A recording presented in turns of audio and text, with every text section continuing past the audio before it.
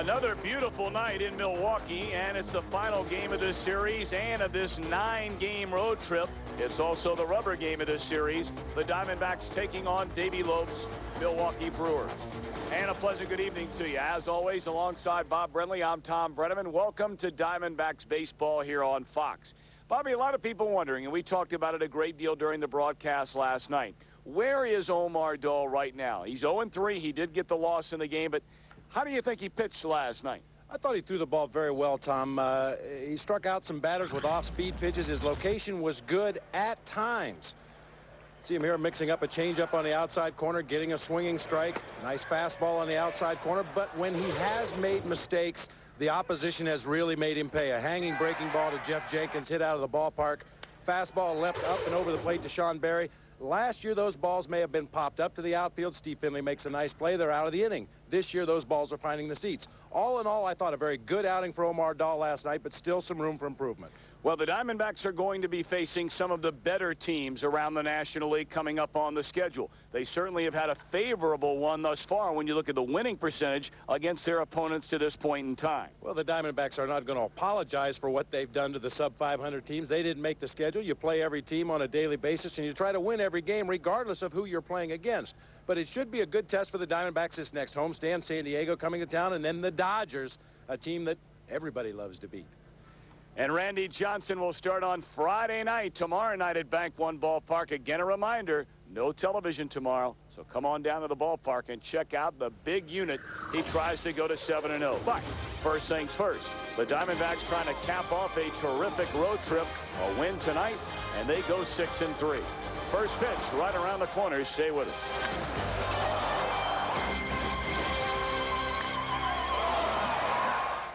Glory. Flying just beyond the left center field wall here at County Stadium in Milwaukee. And Bobby balls during batting practice today just flying out of here. Very warm day here in Milwaukee. The wind blowing out to left center field today. One word of advice, keep the ball down. Buck Showalter in the first place Diamondbacks, a Checker Auto Parts starting lineup. Tony Womack will play shortstop. Jay Bell at second. Luis Gonzalez is in left. Ruby El Durazo is at first. He's had an outstanding trip with the bat. Steve Finley has as well. Travis Lee is in right. The latter third of Kelly Stinnett, Andy Fox, and Armando Reynoso. Our Gatorade starting pitcher. First time he's ever faced the Diamondbacks, right-hander Everett Stoll. You see his numbers on the season. Tom mentioned his first start against the Diamondbacks. In his previous 3 starts this season, he's walked the leadoff hitter on 4 pitches in each game. Walked 9 batters against Houston in his last start. Only gave up 1 base hit. He's a 4-pitch pitcher. Unfortunately for the Brewers, he's very hesitant to throw any of those 4 pitches in the strike zone.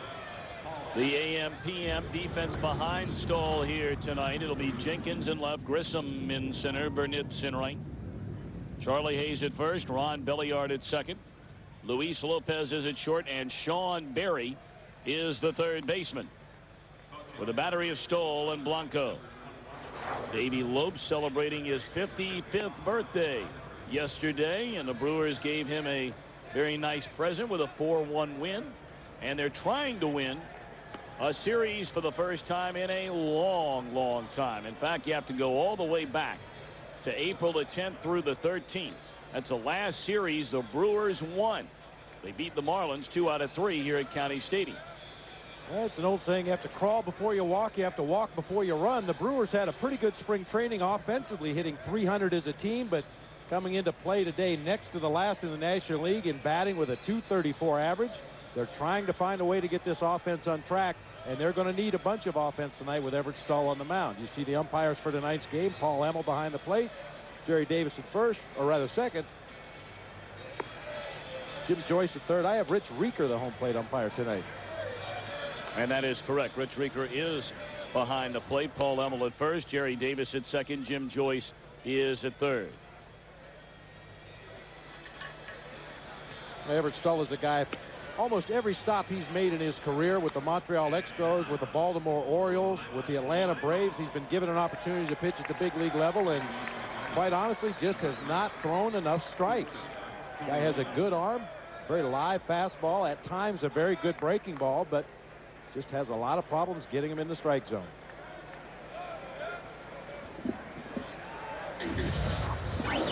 So here we go. It'll be Tony Womack, Jay Bell, then Luis Gonzalez in the opening inning. Womack, a 3-hit game in the series opener. Was 1 for 4, knocked in a run last night. And he looks at ball 1, and this one is underway. Well, Bobby mentioned in the last 3 starts by Stoll, he walked the first batter of the game on 4 straight pitches. And he's gone 2-0 on Womack, nearly hitting him with that one up and in. Well, it's up to the Diamondbacks offensively, given Stoll's history this season and throughout his career, to be extremely patient at the plate tonight. Unless there are runners in scoring position, first ball hitting should be a no-no against this guy. Force him to throw a lot of pitches, and if history repeats itself, he should pitch himself into trouble. 2-0 to Womack, and that one is down low. 3 balls and no strikes. Young man, a highly thought-up prospect initially when he signed with Montreal in 1992. 3-0 pitch is in there, a strike, and what do you know?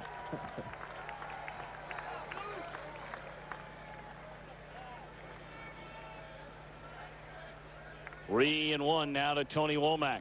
And there's ball 4, so the beat goes on for Stoll. He may have picked up a strike, but for the 4th straight start, he has walked the first batter he faces in a game.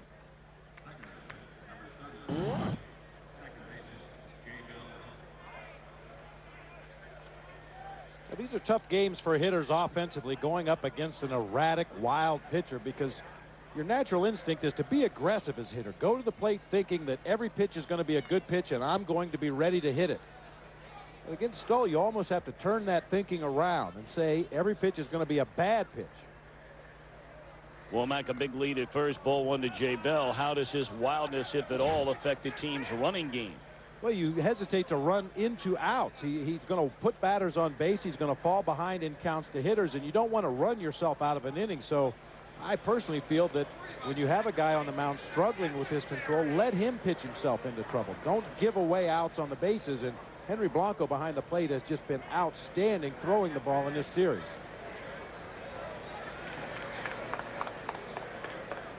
Bell with 5 home runs, 12 runs batted in. Blanco went out for a short visit with Stoll, and now the 1-0 pitch. Nope, he'll turn and throw and send Womack back to the bag. We told you Stoll, originally drafted and signed by the Expos. He was in their system for 5 years, and his control problems, well, they made him expendable. He was traded to Baltimore. Then in '99 was released. The Braves signed him as a minor league free agent. Spent a little bit of time with them last September, as it's 2-0 to Bell. But then the Braves outrighted Stoll the last week of spring training, and the Brewers are giving him a shot. Well, Stoll probably is best known for something that he really had no control over. He was sitting on the bench at Olympic Stadium in Montreal and was hit in the face by a foul ball off the bat of Ryan Klesko. Broke a bone underneath his right eye, had to have a plate put in. Didn't see the foul ball coming, and as his teammates jumped to get out of the way, he was screened and never saw it coming.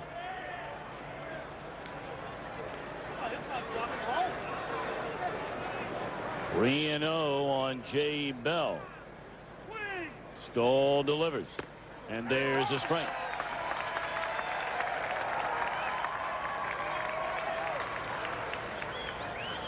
Facetious applause by the fans here at County Stadium. That's been a problem up and down this Brewers pitching staff, just the inability or unwillingness to throw strikes and be aggressive against the opposing hitters. A big night in Milwaukee sports, and not necessarily because the Brewers are playing at County Stadium. Most of the attention turned to the television sets around the area, where the Milwaukee Bucks are taking on the Indiana Pacers in round 1 of the NBA playoffs, a 5th and decisive game. There's ball 4 to Bell. So the first 2 walked to begin the ball game by Everett Stoll.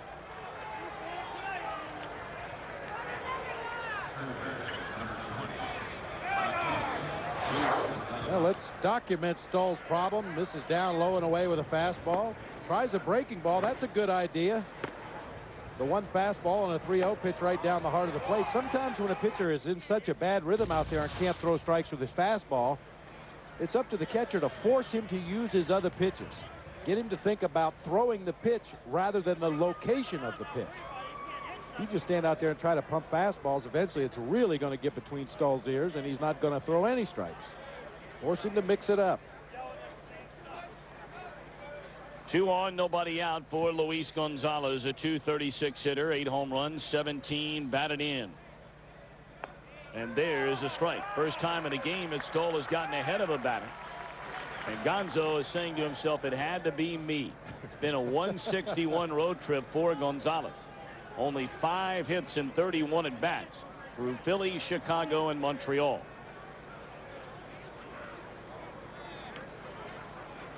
Gonzalez 0 for 8 in this series, drew a walk his first at bat in the series opener.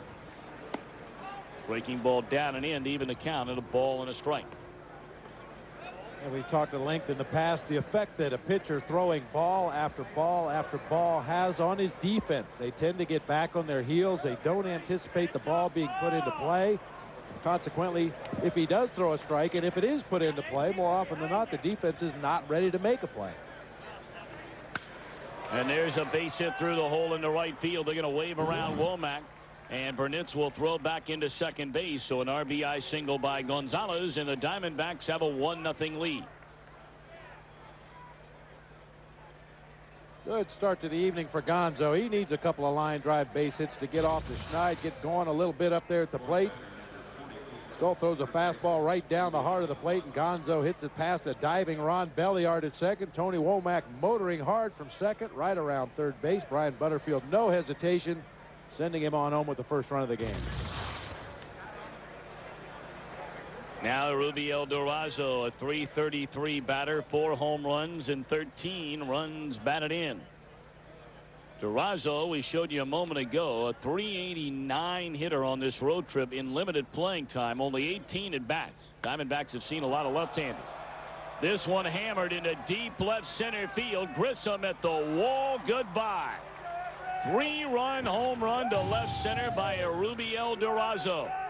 And the Diamondbacks lead the Brewers 4-0 here in the opening frame.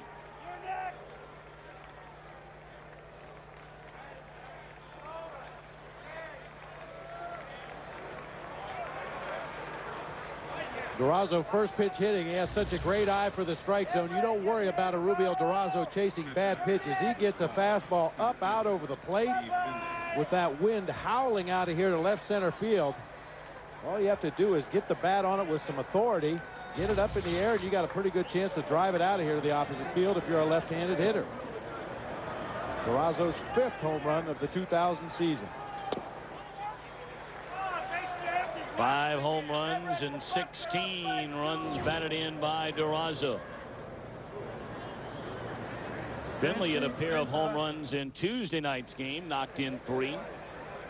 And the 1-0 pitch is in there, a called strike.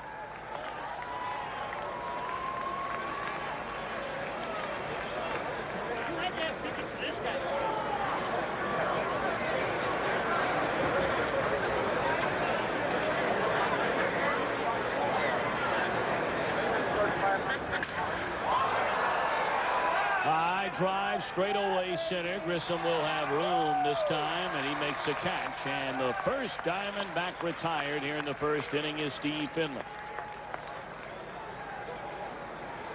Just from the sound of the crack of the bat, I don't believe Steve Finley got all that pitch. Might have gotten in on the hands just a little bit. Still hit it a long way to straightaway center field. The swing of Steve Finley actually looked like it may have hit him out near the end of the bat. Either way, he didn't get all that ball and still drove it very nearly to the fence in straightaway center field. Travis Lee looks at ball 1. Lee homered in the series opener as well on Tuesday night. Travis has 5 on the year and 10 knocked in. 1-1.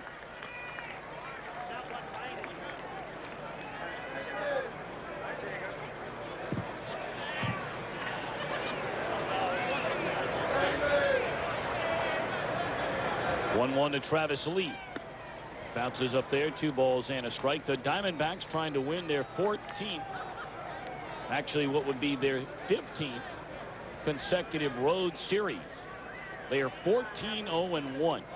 since their last series road loss occurred, believe it or not, July 18th through the 20th last year, when they fell 2 out of 3 at Safeco Field in Seattle. They have not lost a road series since, and have recorded a 37-11 record during that time.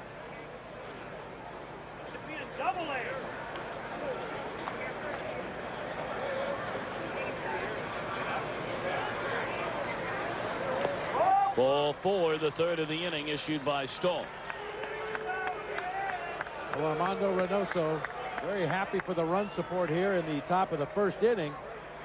But you have to wonder if this inning continues much longer. Perhaps Armando wants to make his way back down to the bullpen, throw a few more pitches, and stay loose. He's been sitting on that bench for a long time. Of course, he'll have to hit this inning more than likely. And just now, the Brewers are going to get somebody up out there in their bullpen. Given Stoll's history, I'm surprised they didn't have a relief pitcher warming up as Stoll took the mound in this game. This is tough to watch. This is what people talk about when they talk about diluted pitching. This guy shouldn't be in the big leagues. He doesn't throw enough strikes to justify a roster spot. In there, a strike to Kelly Stinnett. Unfortunately for the Brewers, that's the state of their organization right now. Have to take chances on guys that have raw talent and hope that they can find the key to unlock the ability to get major league hitters out. Swing and a foul tip into the mid of Blanco, and it's 0-2. Back-to-back breaking balls to Kelly Stinnett. Yeah, it appears that Stoll has the most problem controlling his fastball, which is very, very unusual. Most major league pitchers can throw their fastball at least close to the strike zone. It's the breaking ball that they usually have trouble getting over the plate consistently. And there's a terrific breaking ball, and a strike 3 called on Kelly Stinnett. First strikeout of the game by Stoll, 2 away in the inning. And right there is the reason why this guy continues to get chance after chance. Flashes of brilliance interrupted by long periods of mediocrity. This is a great curveball right here from Stoll for strike 3 to Kelly Stinnett. You just have to tip your cap on that particular bat and go back. He threw 3 good breaking balls in a row. Number 8 hitter is Andy Fox. Fox on the year, 3 hits and 31 at bats. And he lifts a fly ball into left field, going to be caught by Jenkins, and the inning is over. 4 runs, 2 hits, 3 walks, a man left. After a half inning, Diamondbacks lead 4-0. Diamondbacks have jumped out to a 4-0 lead for Armando Reynoso. And let's take a look at the native Mexican, our Gatorade starting pitcher report. 1-3 record with a .494 ERA so far this season. He allowed 1 run in 6+ innings against the Cubs last Friday. He has not recorded a victory against the Brewers, however, in his career. Armando's been throwing the ball very well lately, since that bad start against the San Francisco Giants last homestand. AM/PM Diamondbacks defense. Gonzalez, Finley, Lee left, center, and right. Fox and Durazo on the corners. Womack and Bell up through the middle at short and second, with a battery of Armando Reynoso and Kelly Stinnett. Kelly Stinnett behind the plate for Damian Miller tonight. Damian with a double in 3 at-bats in the ball game last night. No brats before the ball game today, so Buck Showalter choosing to sit Damian. And well, that's always key. I mean, you don't want to send the guy out there less than his best. High fly ball, first pitch swinging off the bat of Ron Belliard. 1 pitch, 1 out. Armando will take a whole bunch of those with his 4-0 lead. Number 9, center field, Marquise Grissom. Oh, my lead has been cut to 1, and Barry's on the board. Barry Butel had been shut out the first 2 days here in Milwaukee, but rapidly climbing up that leaderboard. Well, I have a feeling the governor may make a late run.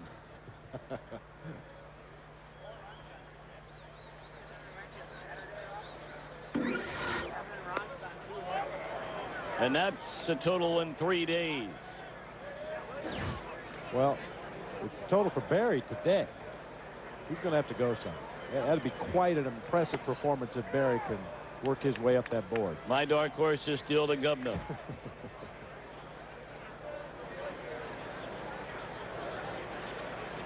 1-1 to count on Marquise Grissom. .248 hitter, 5 runs batted in, and he looks at a strike. 1 ball, 2 strikes on the long-time Atlanta Brave and Montreal Expo.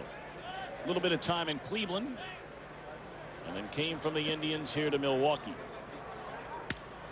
Back up through the middle. Bell had him played there. 2 away. Checker Auto Parts Brewers starting lineup. Belliard and Grissom retired. Burnett's coming up. Jeff Jenkins in left. Charlie Hayes at first. Sean Berry is at third. Berry 3 home runs in his career against Armando Reynoso. Latter third of Blanco, Lopez, and Everett Stahl. For now, anyway. Yeah, the key to this Brewers lineup, at least in this series, has been to get Jeff Jenkins to the plate with nobody on base. Try to limit the damage. Jenkins just swinging a very hot bat right now. Just pulverizing mistake pitches. And drew his 2nd walk of the season last night, something I think that he's going to start doing with regularity. Teams are just not going to give Jenkins good pitches to hit. Burnett is at .429 in his career against Armando Reynoso. Good off-speed pitch that time, and Burnett's flailing through it. Burnett has really struggled this season. .226 average, 5 home runs, 14 batted in. We've documented throughout the series. As he chops that one down to first, and Colburn will handle it himself. So the beat goes on for Burnett, who has not homered in his last 22 games. 4-0 Diamondbacks at the end of 1.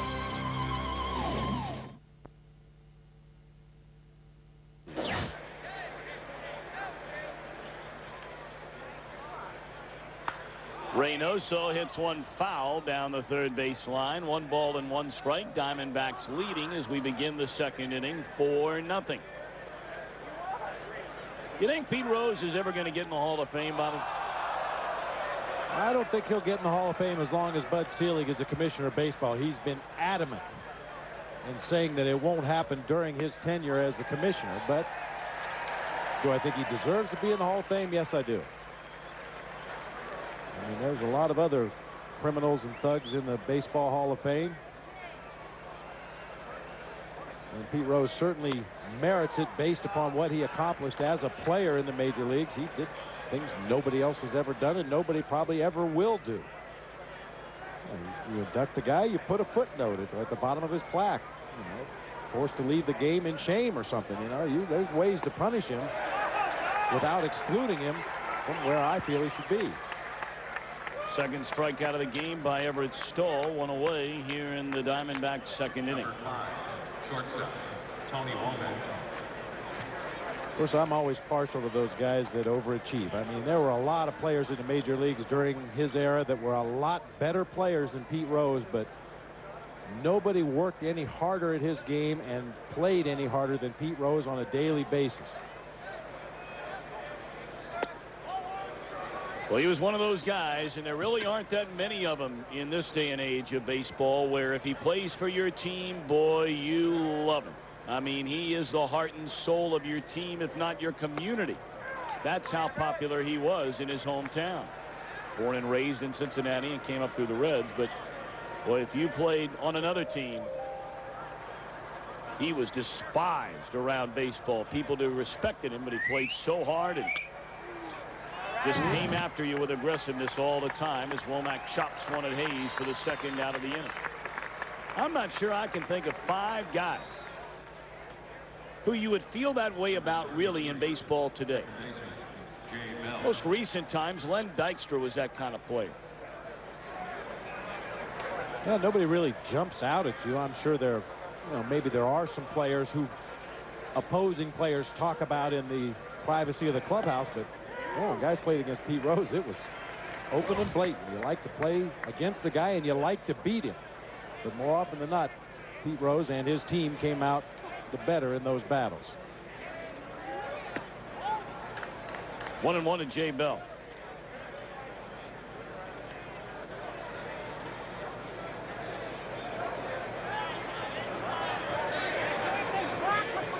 Albert Bell or Barry Bonds may be the closest thing to those kinds of players now, but for very different reasons. I mean, Albert Bell, because of all of the trouble he seems to create for himself away from the field or with some of the fans, and Barry Bonds perhaps for showing people up, watching home run balls fly out. Check swing and a miss by Bell, 2-2. Rose, you didn't like him, strangely enough, for all the right reasons.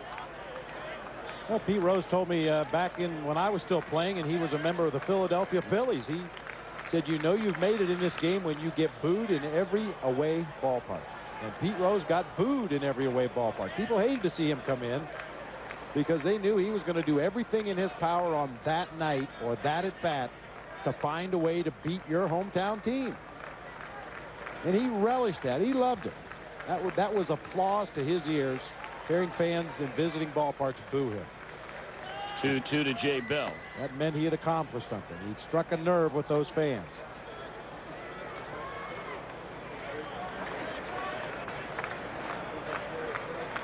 Three and 2 to Jay Bell. Bases empty, 2 away here in the second, and the Diamondbacks an early 4-0 lead. Here's a payoff pitch, and Bell hits it hard deep into left field. Jenkins at the wall. Goodbye. Home run. Jay Bell is 6th on the year, and the Diamondbacks now lead Stoll and the Brewers 5-0.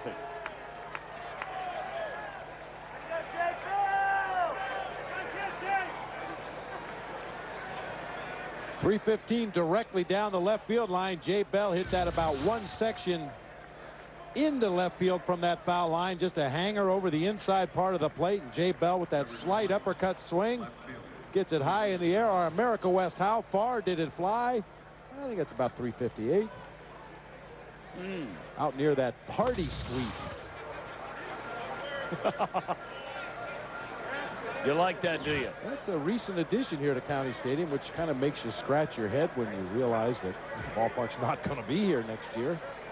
I think that's the old too little too late period. Trying to upgrade this stadium with more plywood.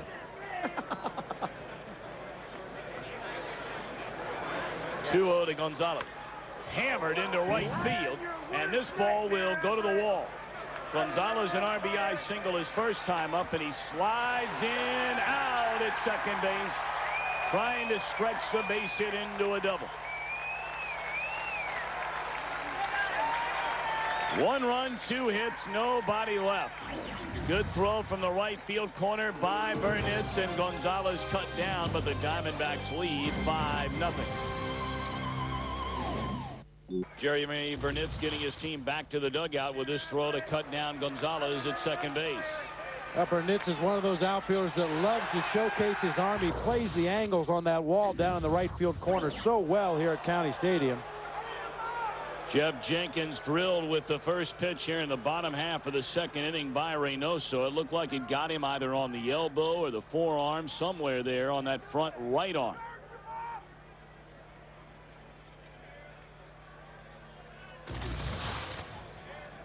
Armando coming up and in with a fastball, and you can see very late reactions by Jeff Jenkins.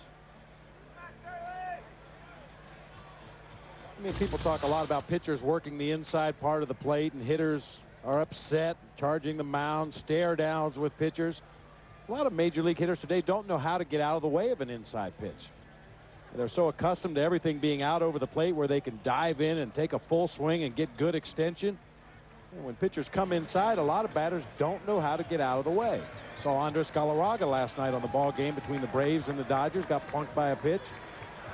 And quite honestly, it was a pitch I felt he should have been able to get out of the way of. And I think that pitch to Jeff Jenkins was a pitch he should have been able to get out of the way of. Jenkins aboard, the first Brewer to reach against Reynoso to start here the second inning, and now Charlie Hayes a batter. That's why you are affectionately known as the Professor. I think that's a major reason you're seeing so many home runs hit. When pitchers come inside like that, and right away everybody labels them a headhunter. When in many cases it's the hitter's fault for not being able to get the heck out of the way. Turn away from the ball. If you do get hit, you take it on the fleshy part of the back or on the back of the upper arm, places where you probably won't suffer any serious damage. Guys turning into the ball, you get hit on the elbow, you get hit on the front of your body. Guys are getting hit on their back arms, which really is an indication that they're not able to get out of the way of inside pitches. 0-1 to Hayes. And a little bit high, a ball and a strike.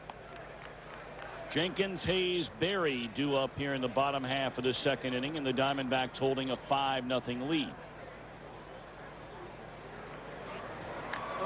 They almost got Jenkins drifting off the bag at first base. Reynoso has picked off 45 would-be runners in his career. He almost catches Jenkins in mid-stride there as he was taking his lead off. He hadn't even achieved his maximum lead yet, but that snap throw caught him between steps, and they very nearly picked him off.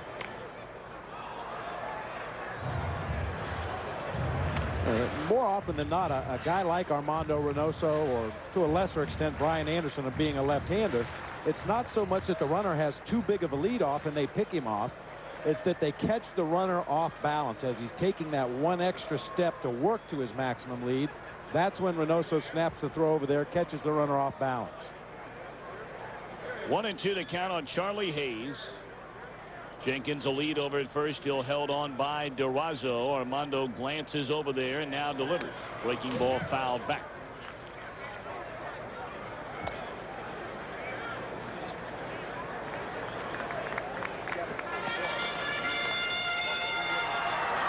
The Giants incidentally won again today. The Giants have now won 9 of their last 10 games.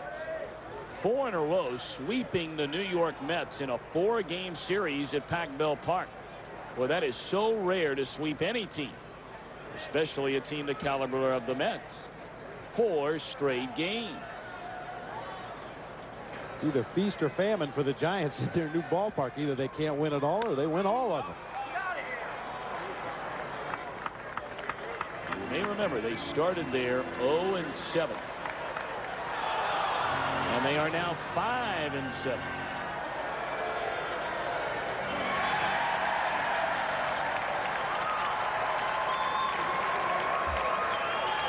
Diamondbacks beginning play, a 2-game advantage over the Dodgers in the National League West. Colorado 3.5 back. San Diego 4.5 back. The Giants at 3, including their win today. That pitch gets away from Kelly Stinnett, and Jenkins will advance on to second. It'll be a wild pitch on Armando Reynoso. And there you get a look at the updated standings.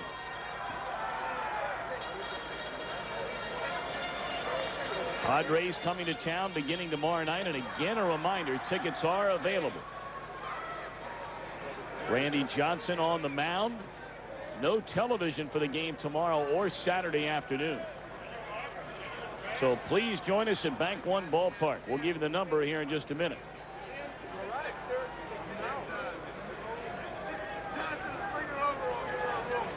Two-two to Charlie Hayes. Foul tipped it into the mid of Kelly Stinnett, and Hayes is out of there on strikes.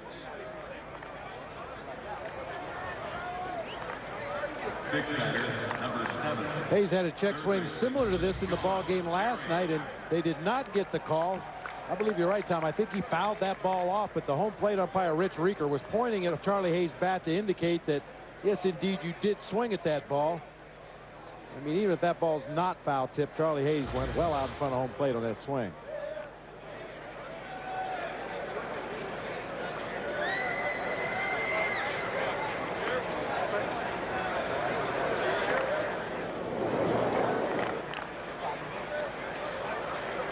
Sean Berry, a 190 hitter, hit his first home run of the season here last night. A 2-run blast off Omar Dahl in the 6th inning. And those also were his first 2 runs batted in. We told you about the number to dial for tickets. Brought to you by Miller Lite.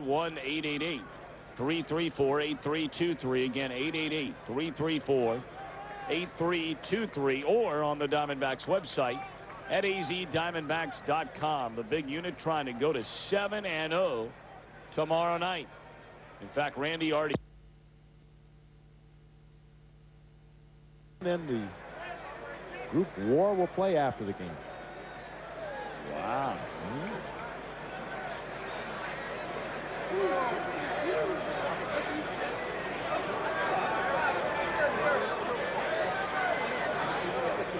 1-2 now to Sean Berry, and Reynoso checking back on Jenkins. Breaking ball low and away. And a full count, or pardon me, 1-2 now on Sean Berry.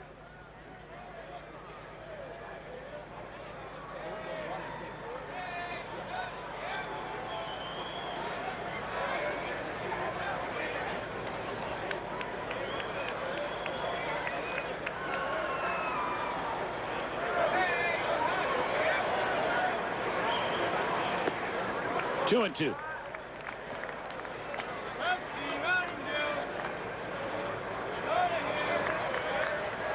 Diamondbacks only in town for 6 games, a 3 against the Padres, as we mentioned, beginning tomorrow night. Then the Dodgers come in Monday, Tuesday, and Wednesday. And then another 3-city road trip, 3 in San Diego, 3 in Montreal. Our first look at Vladimir Guerrero and the Expos, and then 3 against the Mets at Shea Stadium. 2-2. And the count is full.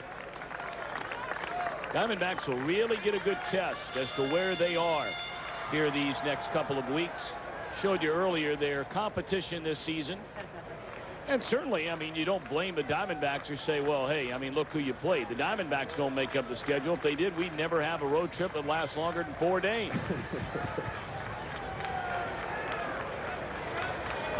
3-2 pitch.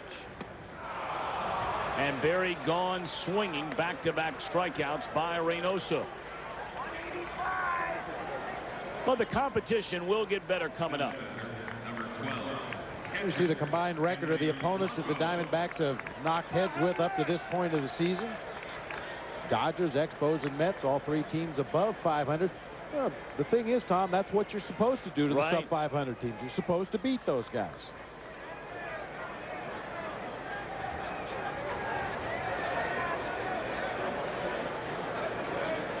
Now Henry Blanco, he looks at a breaking ball outside. The Diamondbacks have already faced San Diego in a 4-game series, and they split against the Padres at Qualcomm, that opening road trip of the season.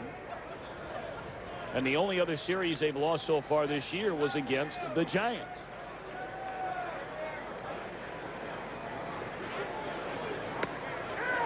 One and one to Blanco.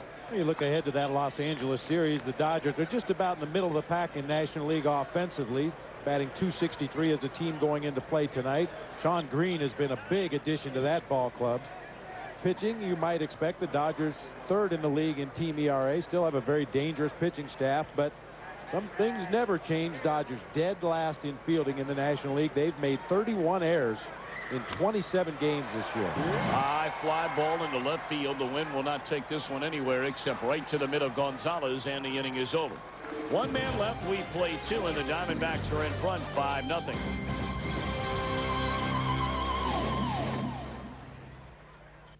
Short night once again for Everett Stoll. He's been lifted in favor of the left-hander Valerio de los Santos.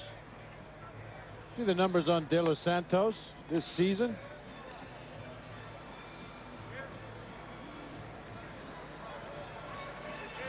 Had a 7 2/3 innings consecutive innings scoreless streak this season. This is what Davey Lopes is going to have to do if Everett Stoll remains in that rotation. He's going to have to get into that bullpen early and often.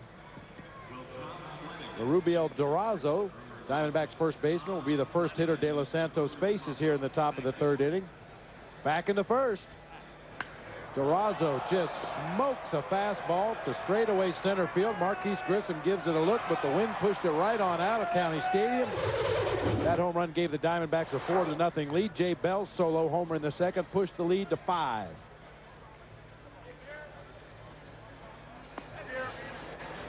De Los Santos began the year in the Milwaukee Brewers starting rotation. In fact, he pitched very well his first start this season against Cincinnati on April the 4th at Synergy Field. Gave up 2 hits, 1 run, struck out 3 in 5 innings of work. And De Los Santos has not won a professional game since June the 19th of 1998. He got that victory by pitching a scoreless inning of relief at AA Midland. His last win as a starter came on April 9th of 98. course, a lot of guys that pitch in the middle in relief, you don't get opportunities to record a lot of decisions. He only has 2 decisions at the major league level, both of those being losses. Still looking for that first win. And they very much like his future. I mean, you're talking about a left-hander who's only 24 years old.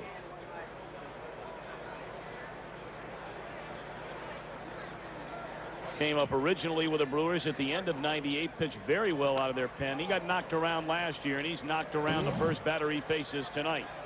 Durazo down into the corner, and he will cruise in with a stand-up double. 2 at-bats, a home run, and a double for Erubiel Durazo. Well, the beat goes on for Durazo. Had the average up to 333 coming into play tonight. Righty, lefty, sidearm, breaking ball, fastball makes no difference to Erubiel Durazo. If you throw it in the strike zone, he's going to hit it hard somewhere. Well, we talk about him being a natural hitter. The only hitter I can remember in recent memory that came to the big leagues, and if you saw him at the plate, you said to yourself, this guy's a natural hitter, Sean Casey from the Cincinnati Reds. Very similar type of hitter to Erubiel Durazo. Great eye for the strike zone. Explosively quick bat once he starts it.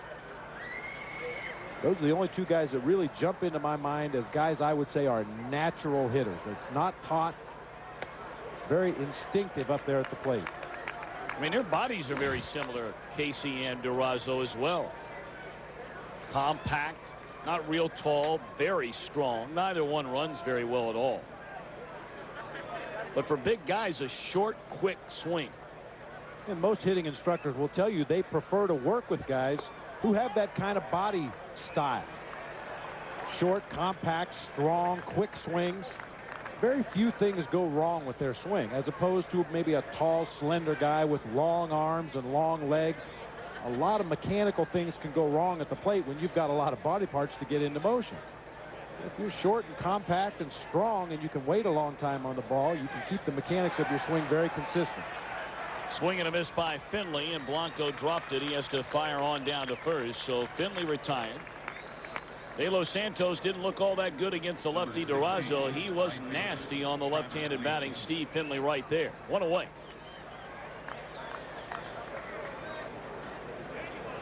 We'll face another left-hander in Travis Lee, who walked in his first go-round against Everett Stahl.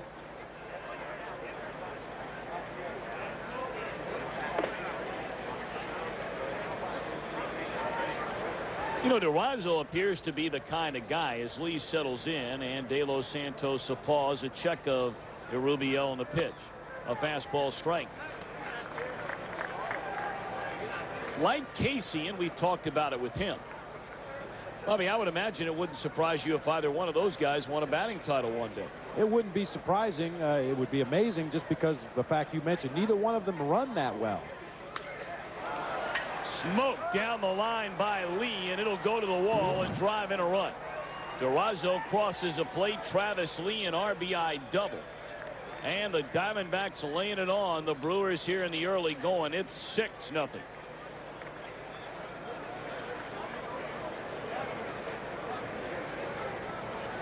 Well, 3 left-handed hitters have made their way to the plate this inning for the Diamondbacks, and 2 of them have hit screaming doubles down into that right field corner.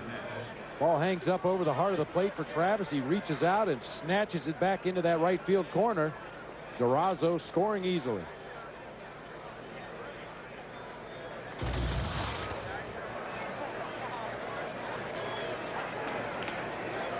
Stinnett down a strike. You know, Bobby, you look through the last, I don't know, 10, 12 years in baseball when you talk about Tony Gwynn. Of course, he used to run much better than he does now as he's gotten older and closing in on 40. But I mean, even Wade Boggs, when he won on those batting titles with Boston, by no means a fast runner, certainly much faster than Durazo or Sean Casey. But I guess it just goes to show that even if you are a little short on speed, you can win a batting title. It just makes it a little easier if you have that extra speed. You beat out a few infield hits over the course of the season, maybe a couple of bunt base hits if teams start to shift on you. I.e. Larry Walker.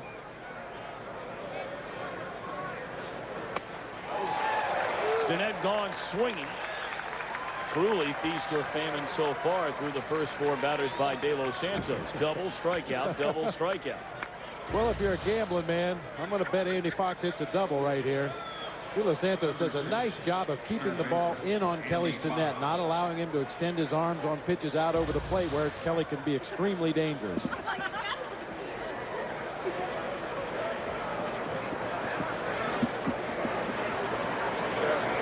Andy Fox flied out to the left fielder Jeff Jenkins, ending the Diamondbacks' 4-run first inning. They have scored in each of the first 3 innings so far tonight. 4 in the first, 1 in the second on the solo home run by Bell. And then run scoring doubles here in the inning. Durazo and then Lee to drive him home. Fox 3 for 32 to begin the season. Began the year, of course, on the disabled list. And lifts a lazy fly ball down the left field line. Jenkins over near the stands. It's out of play.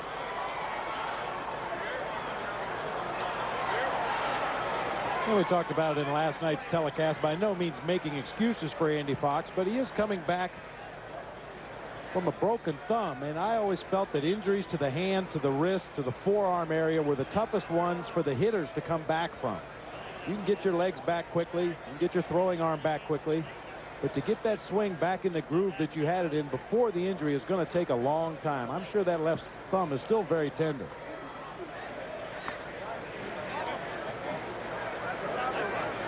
Andy Fox will not be with the team tomorrow night, the opening game of that homestand against San Diego. He had a death in the family, and Andy will be tending to that personal business.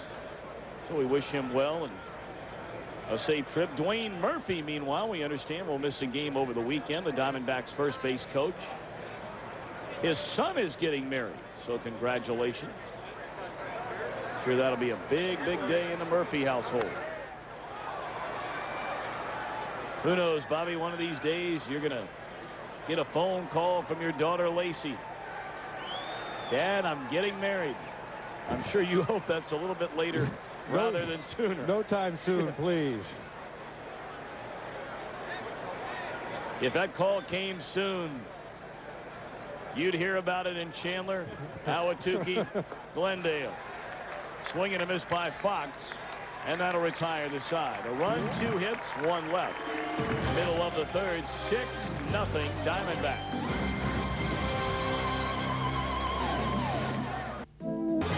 Ah, yes, Bobby. The Harley-Davidson plant. The Grand Tour earlier today by Barry Butel and Rod Allen. Oh, what a beautiful shot. That plane's probably headed back to Arizona. What did Harry used to always say? The mail's coming. That was it. Lopez trying to bunt his way on. Armando getting there, and a nice play to throw him out at first. It is very hard to bunt on Armando Reynoso. Gets off the mound so quickly, and we see him make that kind of play at least once each start. Well, you're doing him a favor trying to bunt for a base hit. I mean, that was a almost perfectly executed bunt for a base hit down the third base line. Reynoso threw him out easily. And Greg Maddux has won 10 gold gloves as a pitcher fielding his position out there on the mound. Reynoso won't get the same kind of recognition as Greg Maddux, but every bit as good a fielder. De Los Santos looks at a strike.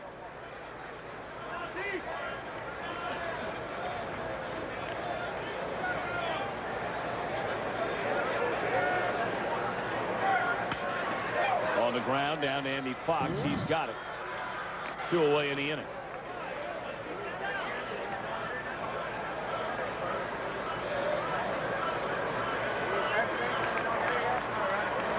Number 10, second baseman, Ron Bellion.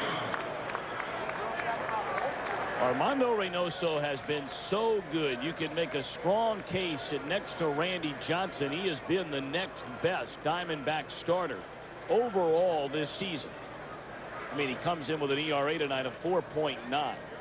But by far and away, most of that damage occurred in that one poor start against the Giants, where he did not retire a batter, gave up 7 earned runs.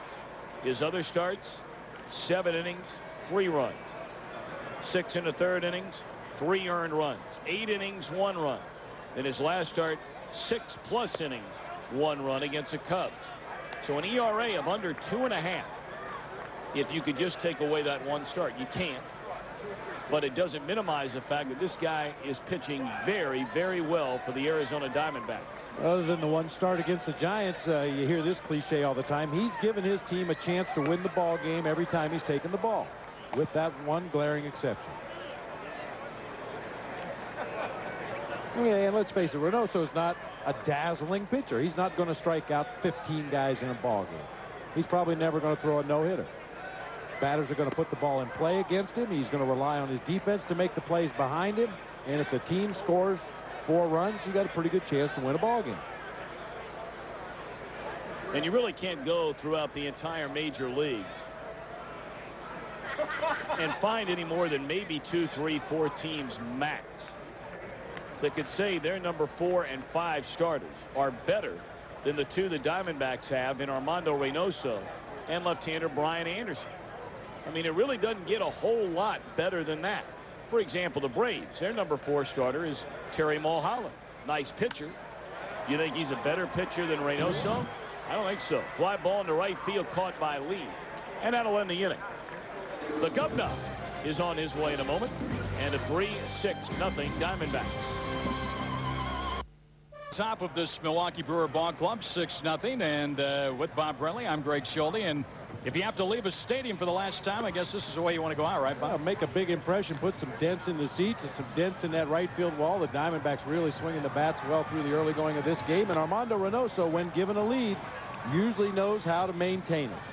Armando's pitched well. He's not giving up a hit through the front 3 innings. And as Bob said, the Diamondbacks have played long ball tonight. Gonzalez an RBI single in the first inning after back-to-back walks to Womack and Bell. And then Durazo chased 3 home with his 5th home run of the season. Bell a solo homer, his 5th of the year in the 2nd. Then Durazo and Lee with doubles in the 3rd. It's always good to see the Diamondbacks left-handed hitters hitting the left-handed pitcher, which they did with Valerio de los Santos in that last inning. Of course, they've faced quite a few left-handers, haven't they? Yeah, they've seen plenty of lefties. Yeah, it's a kind of a funny thing, Greg. Guys come up from the minor leagues and they play every day. They get 400 or 500 at bats a season against righties and lefties, and they get to the major league level and suddenly they get that label hung on them that they're a platoon player. They can't hit left-handers. Well, these guys on the Diamondbacks roster, Rubio Durazo and of course Travis Lee, they've seen plenty of left-handed pitching.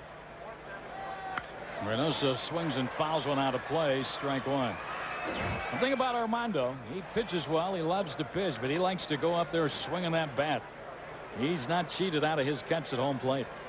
Well, he struck out in his first at bat tonight after hitting a long foul ball down the left field line. I think Armando's goal, like a lot of pitchers, is to try to go 0 for 5 in this game, because that would mean his team has batted around a few times and he's still in the ball game. He takes a strike from De Los Santos, who struck out the side in the 3rd inning, his first inning of work. But sandwiched around those strikeouts. A couple of doubles that gave the Diamondbacks their 6th run of the night. Armando watches that one go down low, 1-2. Did you see the big sign on the scoreboard earlier? You can buy a stadium seat here, Bob. I did see that. Are you going to go out and purchase that seat where you hit that home run ball? Well, actually, it's an aluminum bench. I don't know where we could exactly fit that on the team plane on the way home. I don't know if they would just cut out the individual seat where the ball landed. I might have to take the whole bench home.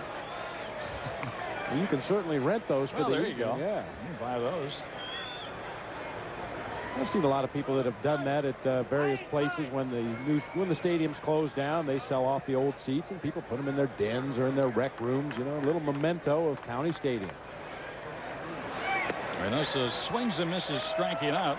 De Los Santos has his 4th strikeout. He's retired 4, and all 4 by the strikeout.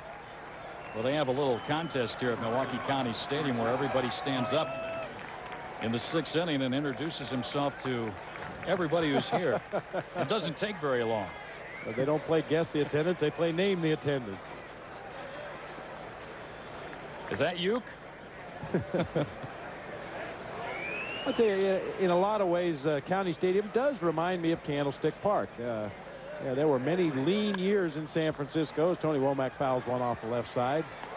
When the Giants drew crowds about like this on almost a nightly basis, but I applaud the fans that come out. I mean, you can bemoan the fact that there's a lot of empty seats and you're playing in front of 5,000 or 6,000 people every night, but I choose to look at it the other way. I really appreciate those 5,000 or 6,000 that came out.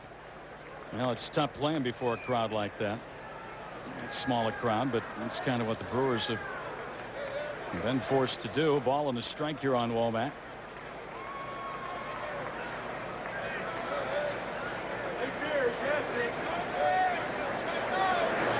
Tony, a ground ball to first. Charlie Hayes to the bag, and that is out number 2. So 2 up, 2 down here in the 4th. I know the players are really looking forward to putting a W in the book and getting on that plane and going back to Phoenix. This seems like this road trip has lasted forever. That's Diamondbacks Senior Executive Vice President Roland Heeman. He moved with the ball club, the Boston Braves, in 1953 here to County Stadium in Milwaukee. In fact, Roland said he called his wife last night, and he was seated in the seats that he and his wife sat in for the 1957 World Series that the Milwaukee Braves were in. So he's got a lot of memories here at County Stadium. Roland's a great guy. Boy, you talk about a baseball historian. Roland has seen a lot of baseball. And what a great guy. He's one of the most highly respected guys in all of baseball. You've got that right. Roland Heeman. He wanted to be here for this one. What a great guy. Just even to sit on the bus on the way to the ballpark and talk to Roland Heeman about some of his experiences. And he has an amazing memory for detail. I mean, if you ask him about that World Series that he came here and sat with his wife and watched, he'd probably be able to tell you the pitch sequence that was used on an individual hitter. There's a pitch down low to Jay Bell, and it's 3-0. Well, more and more of the old ballparks are disappearing. A lot of baseball history, but as you said a little bit earlier tonight, Bob, the reward for the people here in Milwaukee is what lies out beyond center field, their new Miller Park. They'll really enjoy that. There's a strike to Bell, and it's now 3-1. And there is Miller Park. They'll have that retractable roof. That'll open up next season for the Brewers. And they're getting excited, to say the least. As well they should. Bell takes it inside, and he is on base for the 3rd straight time with 2 walks and a home run.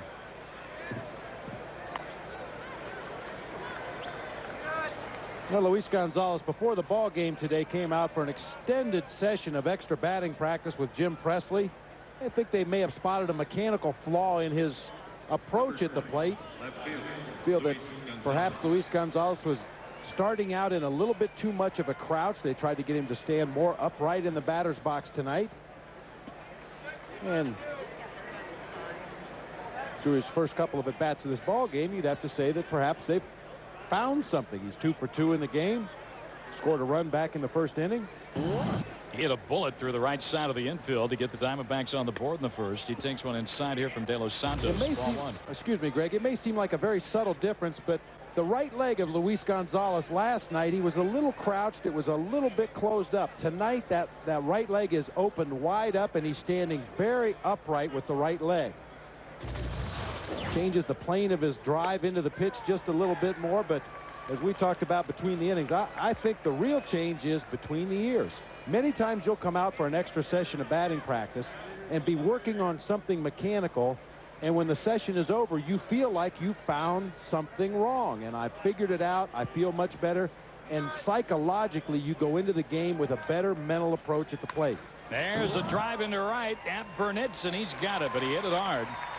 So Gonzo now 2 for 3. Diamondbacks leave a man. They've stranded 3 through 4, but they lead it 6-0 over Milwaukee. Grissom, Burnitz, and Jenkins scheduled up.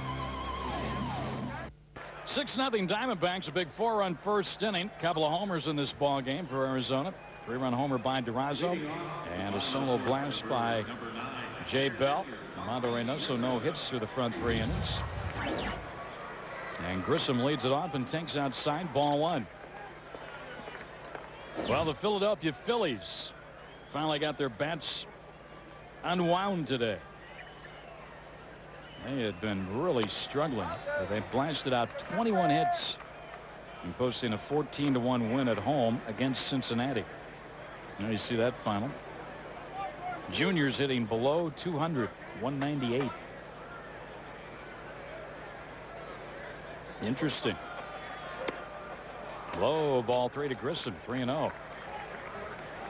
They're really having a trouble making the adjustment, perhaps, to the National League. Guys pitching him a little differently than he was used to being pitched in the American League, but certainly hasn't been a problem for Jim Edmonds or Sean Green in L.A. No. They've made the adjustment, and they just continue to rake. See, they got people out in the party suite here tonight in Milwaukee. Count is 3-1 on Grissom. Leading off in the 4th. And a foul back, and Reynoso's come back on the count, 3-2. I don't think they had people out in the party suite the first 2 games here, did they, Bobby? Well, there was not much to party about. There's not much to party about tonight either. But at least it's a warm evening. Well, that's true. Very beautiful early spring night here in Milwaukee. I mean, they usually don't get days like this until well into the summer. 82 degrees at game time tonight. Payoff pitch to Grissom.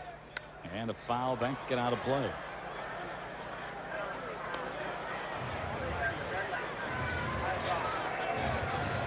That guy was here in '68 watching the ball club.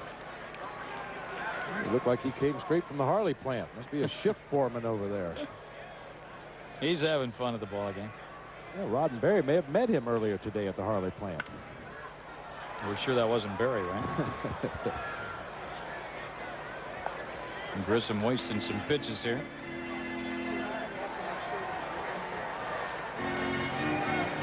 Ah, yes. Internationally recognized symbol, Harley Davidson. If I'm not mistaken, they have a trademark on the sound that a Harley Davidson makes. And you know what that is, of course. Potato, potato, potato, potato, potato. That used to be in their advertising. We have a Harley Davidson in the bullpen here in Milwaukee, and when the Brewers make a pitching change, I think the pitcher has the option of actually riding in on the motorcycle, but most of them choose to jog out to the mound, and the gentleman who rides the bike around the warning track gets to take a free ride. Travis Lee's got it. 1 away here in the 4th. Nice job by Reynoso, who came back from a 3-0 count. Coming up, it's the last word. Jim Rome and his guest. He's going to be joined by Tigers manager Phil Garner and Fox Sports Net Major League Baseball analyst Kevin Kennedy. They're going to talk about beanballs and their place in Major League Baseball. That's tonight at 8:30 and 11:30 on Fox Sports Net. That could be interesting conversation. Been a lot of talk about that of late, Bob. Well, I personally feel there's no place in the game of baseball for a beanball.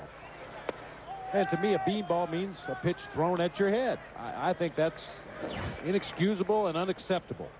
Not a part of the game. However, I do feel that pitching inside and occasionally plunking a batter somewhere between the shoulders and the knees is acceptable. That's what a pitcher has to do to keep those hitters honest. And I think if more pitchers did pitch inside, we'd see those home run numbers that continue to climb each year. We'd see them go down dramatically. Jeremy Burnitz at the plate. Jeff Jenkins was hit by a pitch his first time up tonight, but that was a breaking ball from Reynoso. And Jenkins has been the only base runner so far against Armando. Well, like Grissom, Burnitz has seen the count go 3-0 on him. Reynoso came back, battled to a 3-2 count, several foul balls, and then he got Grissom on a fly to right. And there's a strike, 3-1. Armando pitched well last time out at Wrigley Field in Chicago.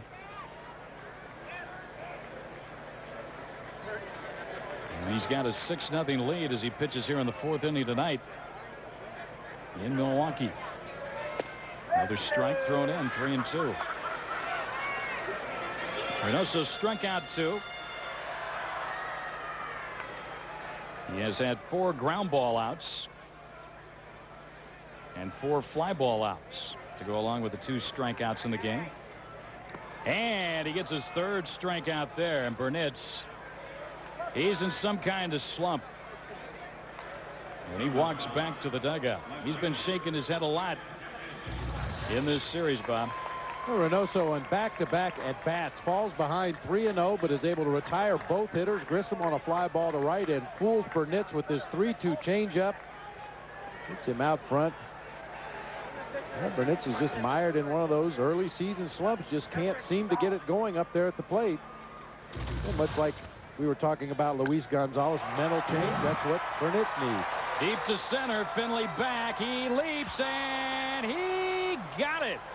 Finley took one away from Jenkins. Timed his leap perfectly in center field. And the inning comes to an end. Let's take a look at it as we go out. Diamondbacks continue their lead over Milwaukee. It is 6-0. 6-0 Diamondbacks, and it's been a big night for Rubio Durazo. Diamondbacks cleanup hitter. First inning against Everett Stoll, who'd been struggling with his control. He picks on a first pitch fastball up and out over the plate and drives it to deep center field. Then in the third against the left-hander De Los Santos, hooks the ball down into that right field corner, chugs around first base, and into second. Durazo now with 5 home runs and 5 doubles on the season. You know, he started a little slow in the season, Bob, but boy, he has been a red-hot hitter for the Diamondbacks. He really has, and we talked about it at the time. When he was struggling offensively swinging the bat, he was still drawing the base on balls, was not going out of the strike zone chasing bad pitches, which is what is a common thing for a young hitter to do. But Durazo just is mature beyond his years once he steps into that batter's box. Well, he's got an 8-game hitting streak with his 2 hits tonight. And during that streak, he is 11 for 24. 4 doubles, 3 home runs, and 10 runs banded in. He started the year 2 for 17, but since that time, he's at well over 400. And the first pitch to Ruby is pulled foul down the first base line, strike 1. And ironically, Ruby had a few struggles defensively early on. Since his hitting has picked up, nobody's really said anything about his defense. Huh? Funny how that works, isn't it? So Durazo, Finley, and Lee here in the 5th against Valerio De Los Santos.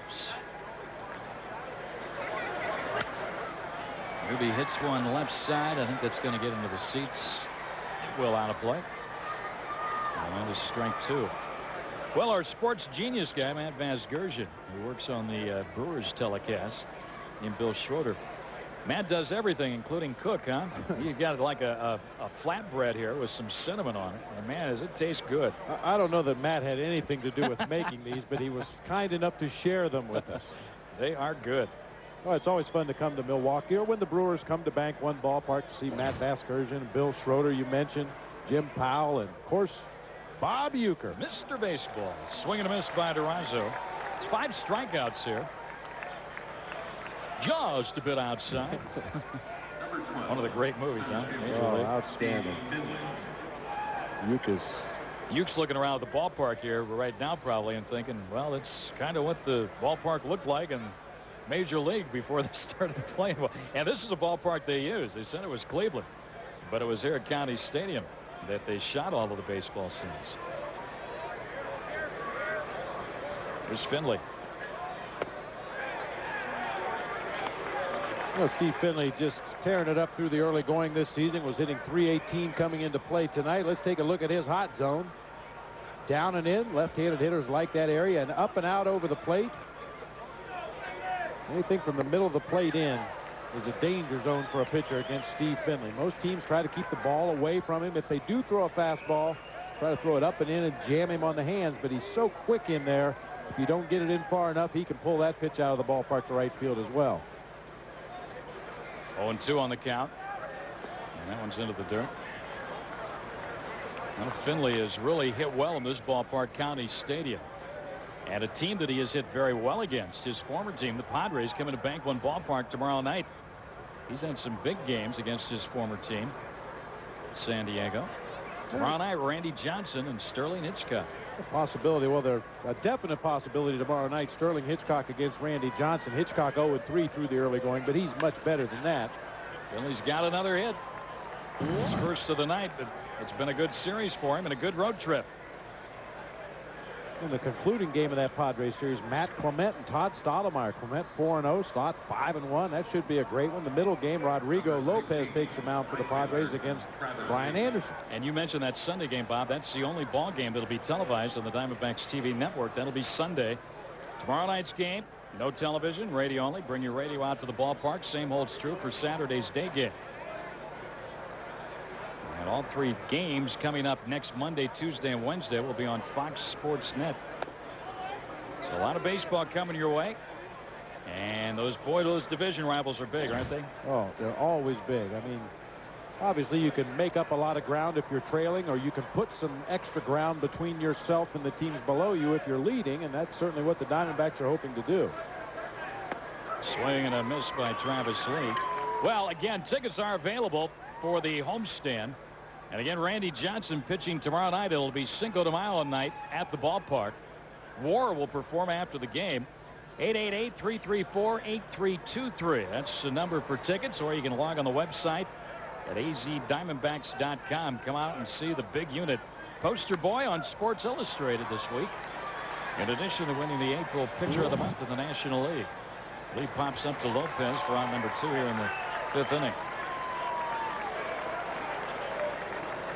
I don't think it's possible to pitch any better than Randy Johnson's pitch for 6 games of the season. Well, he could have thrown 6 no-hitters, but anything, you know, anything shy of that, he has done tremendous.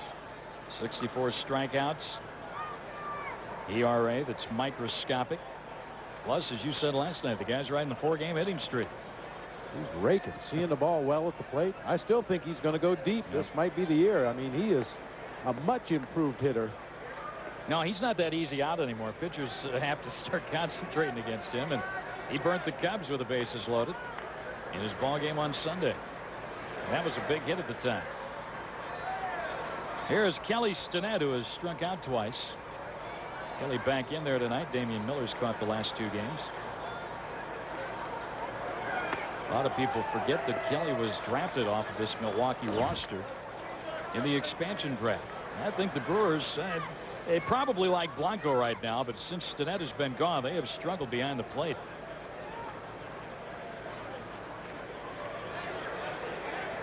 Only with a 1-out single, the runner at first. And De Los Santos falls dangerously behind Kelly Stinnett, 2-0. I think barring any kind of an injury, Blanco will be a good catcher in the major leagues for quite some time for the Brewers. Defensively, he does everything well behind the plate. Blocks the ball well. He appears to call a good game when he's given a pitcher that can do some things on the mound, and he throws very, very well. High fly ball into left field. On comes Jenkins. And that's it for the Diamondbacks. A 1-out hit by Finley. He is stranded. Will go into the bottom of the 5th. The Diamondbacks continue to lead Milwaukee 6-0. Well, tonight it's the all-new National Sports Report, the nightly show that gives you a complete wrap-up of all the day's sports news, internet interaction, opinions, and analysis. The National Sports Report tonight at 10 and 12. Right here on Fox Sports Net. Well, something that you may hear tonight on the National Sports Report, Greg. A little history. You know what happened on this date in 1975? 1975. No, I don't. Bob Watson of the Houston Astros scored Major League Baseball's 1 millionth run. It's a lot of runs. I wonder how many they've scored since that time. I think they've scored about 7 million since then, but including 3 million this year, right? Armando Reynoso working on a no-no here in this 5th inning. And a 2-1 count on Charlie Hayes. Hayes, Berry, and Blanco. Diamondbacks have pounded out 7 hits, 6 runs, and Reynoso has only allowed 1 base runner in the entire game. He throws a strike to Hayes. Boy, he's in command tonight, isn't he, buddy? He really is. He's getting ahead when he wants to. He's able to get back when he falls behind the count in the hitters. He's fun to watch pitch. He uses so many different angles and pitches, and see Hayes' numbers. Charlie, a strikeout victim his first time up, saw a fastball up and in, tried to hold back his swing and couldn't do it. Off the glove of Reynoso to Womack. He's still got time, and he throws him out. Tony had to kind of retrace the steps that he had taken to get back over to that ball. That will go 1-6-3 if you're scoring with us at home. Oh, very odd. Reynoso missing a 1-hopper back through the box. I think he thought that play was going to be easier than it really was. It hit off his glove, but Tony Womack, Johnny on the spot, throws on to get Charlie Hayes at first. Hey, Greg, another this date in baseball history. I like this one. I know this gentleman. He was a member of the coaching staff of the Toronto Blue Jays when I was there in 1989. Mike Squires. Yeah. First baseman. The first left-handed catcher in Major League Baseball since 1958. When Dale Long, a left-hander, went behind the plate. That happened back in 1980. Mike Squires, a utility player at the time for the Chicago White Sox. Always carried a catcher's mitt in his duffel bag, usually to warm up pitchers in the bullpen or, you know, whatever, but put him behind the plate. Well, let me ask you a question. My daughter's a left-handed catcher in high school on the softball team, but why aren't there any left-handed catchers? What's the big deal about that? Well, I think a lot of it has to do with the fact that when a runner is on first base and breaks for second, you have to momentarily close your shoulder. You can't see the runner, and your throws will naturally tail away from the runner toward the shortstop side of second base. And if your throws are going to tail, you'd rather have them be back into the runner to give your infielder a chance to catch and make a tag. I mean, that's one of the reasons. Well, ask and ye shall receive. 2-1 the count here on Sean Berry, who struck out his first time up. Also, most hitters in the major leagues are right-handed hitters, and they would tend to get in the way a little bit of a left-handed throwing catcher attempting to come out of the chute and throw the ball down to second base. De La Rosa down by Reynoso. Swing and a miss. Oh, he's had the hitters off. Just out of kilter up there at the plate tonight.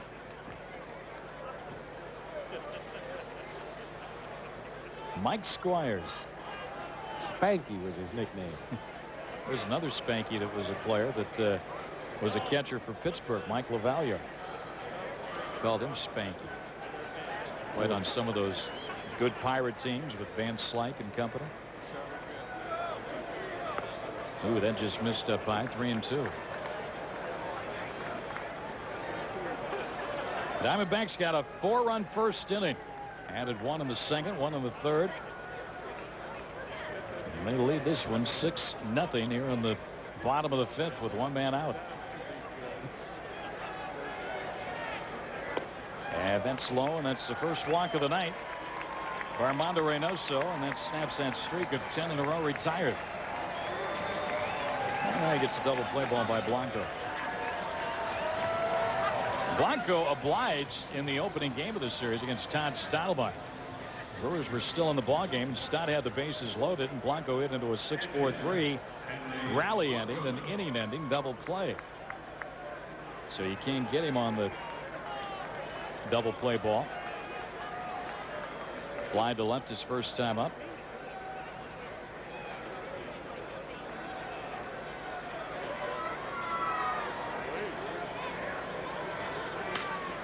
Perfectly hit.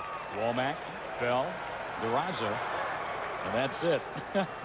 And the inning's over. And a no-hitter. He had 4 to Reynoso after 5. We go to the 6-0 Diamondbacks. Time now for our Bank One home run jackpot inning. When the Diamondbacks player hits one out, Mara Armenta of Glendale will win $1,750 of mutual fund shares, courtesy of One Group Bank One Mutual's Fund family. And Andy Fox will lead off the inning. And then Armando Reynoso and Tony Womack. How about Armando Reynoso? A 6-0 lead, and he's only allowed 2 base runners in the game. He hit a man in the second inning and a walk in the 5th inning, but that runner was erased in a double play. Well, Andy Fox hasn't hit one yet this year. Foxy tonight is 0 for 2. Andy's grandmother passed away, and he will not be with the ball club tomorrow night.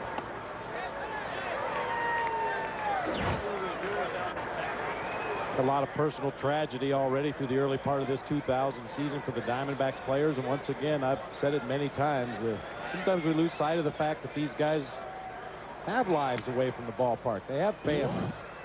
Grounded to second. Belliard's got it, and he throws out Fox for the first out here on the 6th. And Tony Womack, who will bat 3rd in this inning, has lost his grandmother and his father-in-law in about, what, a 2.5-week period.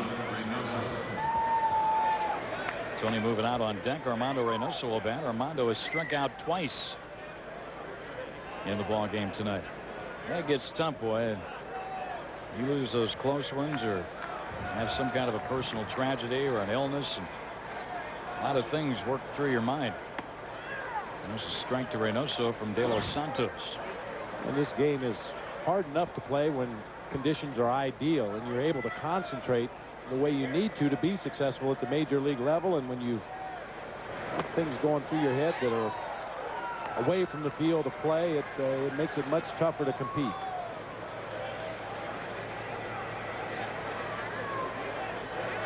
No balls, 2 strikes on Reynoso.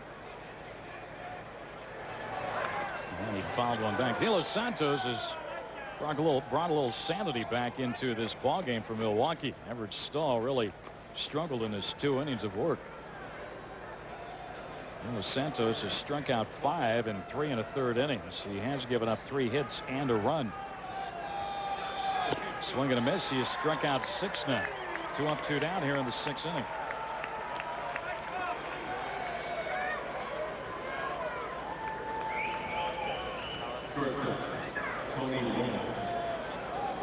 Well, our SRP power performers as Tony Womack walks to the plate. We're going to take a look at runs leaders. Finley on top with 26. Tony got off to a very slow start,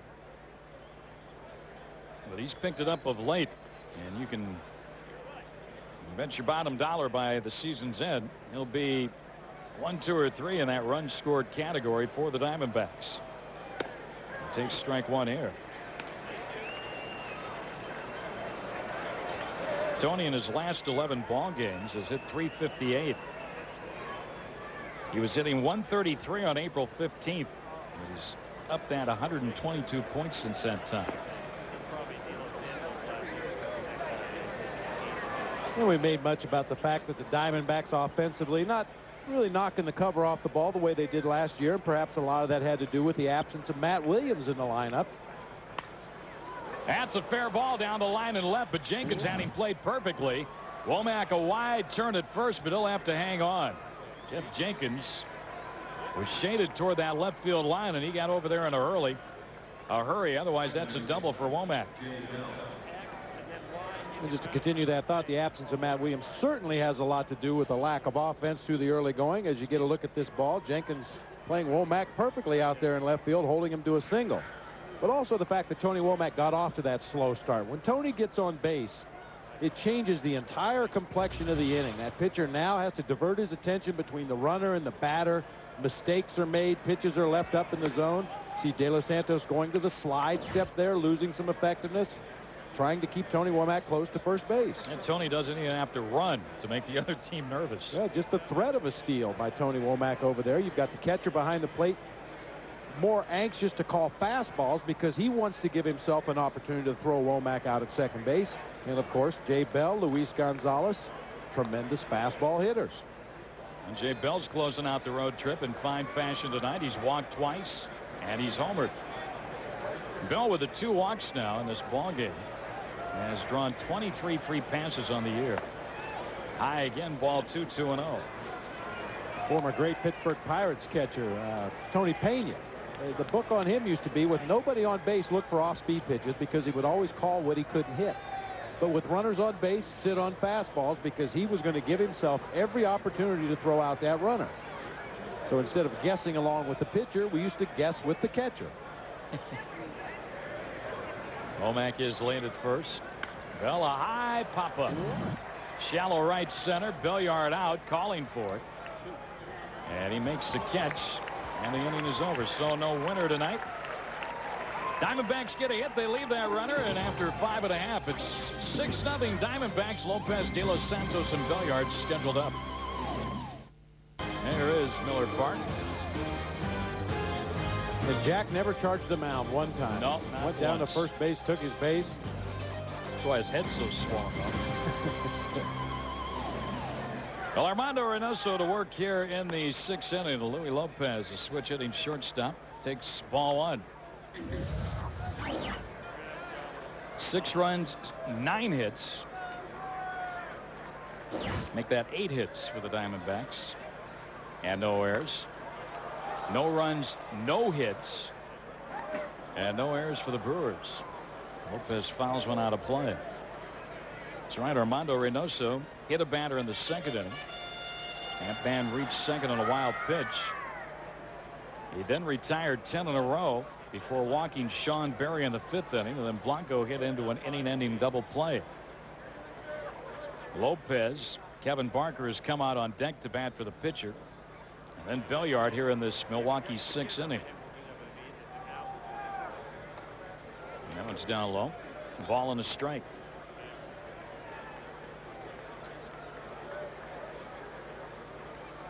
Brewers have got the Expos coming in here over the weekend. And then Milwaukee heads out for Chicago in a 4-game series at Wrigley Field. There's a liner into left, and that's the first hit of the night for Milwaukee. A leadoff single by Luis Lopez to start the Brewers' sixth inning.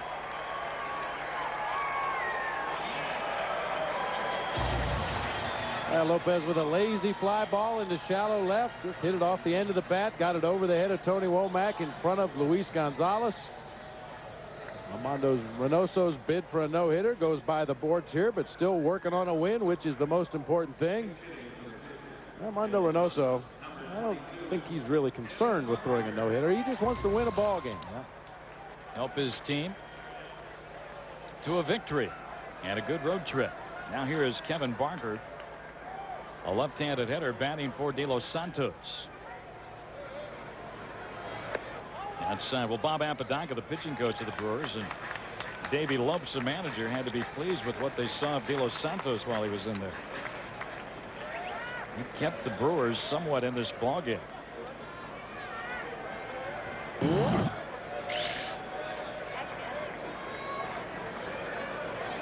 Razo is playing behind the runner at first, Lopez. Here's where Armando gets a little bit slower with that runner on base.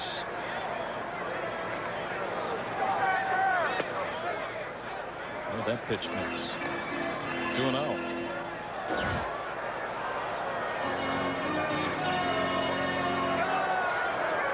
Barker off to a slow start here in 2000.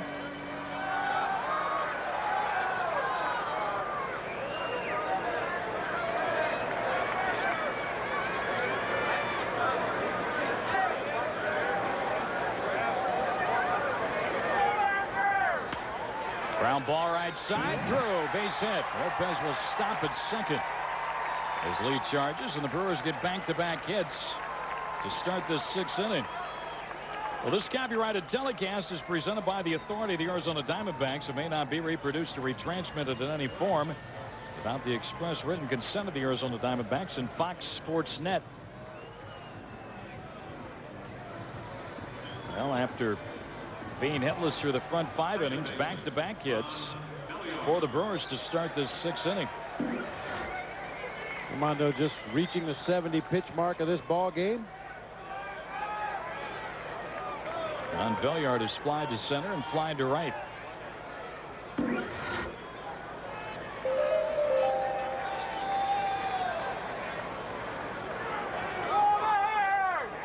And he takes one into the dirt. Ball 1.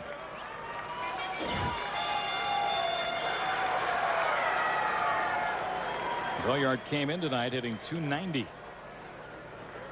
He's hit 3 home runs on the year, knocked in a dozen.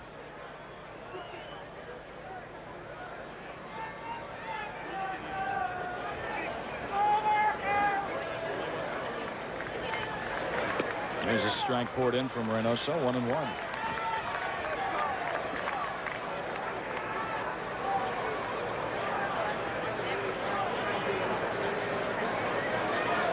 .8,400 here tonight at County Stadium. Lopez at second, Barker at first. The base runners with nobody out.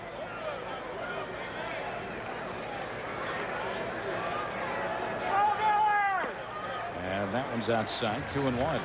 You see Reynoso consistently working Belliard on the outside part of the plate. We've talked about Ron Belliard throughout this series. Has that open stance.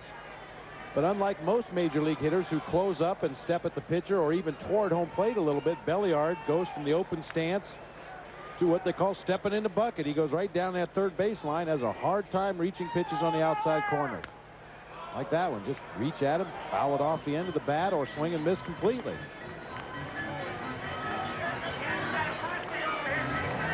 You would think a guy who hits from this open stance and continues to step in that direction would stand closer to home plate so they'd be able to cover that outside corner and not be so susceptible. But Belliard, the Diamondbacks have just worked him away this entire series.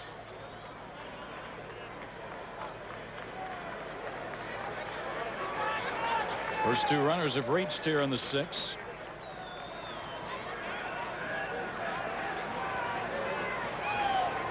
And Reynoso steps off.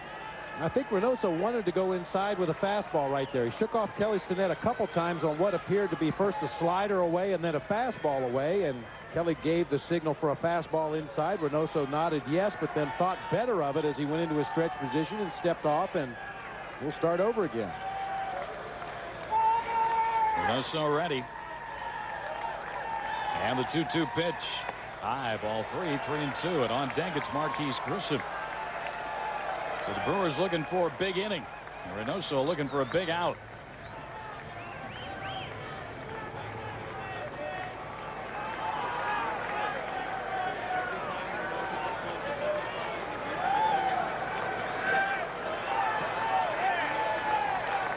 Lopez at second, Barker at first.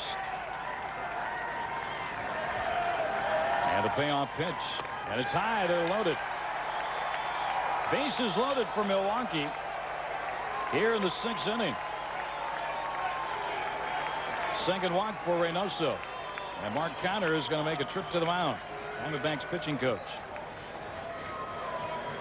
Well, looks like Dan Plesac is going to begin to throw down in the Diamondbacks bullpen. Here, Mark Conner's just making a slow stroll out there to the mound to give Plesac a little time to start getting ready, but also to remind Armando Reynoso, hey, you got a 6-run lead in this ball game. Your defense has been making great plays behind you. Don't start nibbling now, putting guys on base, pitching yourself into trouble. Let your defense work behind you. So they're loaded. Rich Rieker makes his way to the mound to try and speed things up.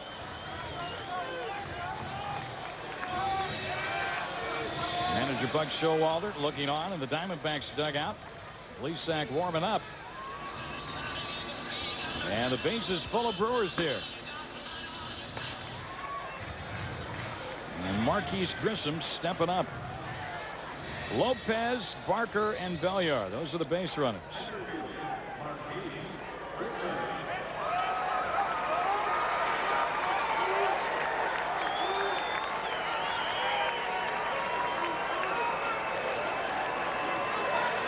Grissom has had 3 grand slams in his career.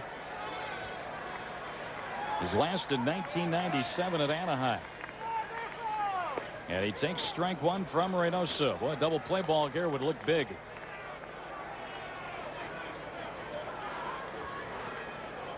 And Grissom this season has hit into 1 double play. Well, the Diamondbacks haven't turned a triple play yet. And we can talk him into one. You called that last double play. Reynoso working out of the stretch.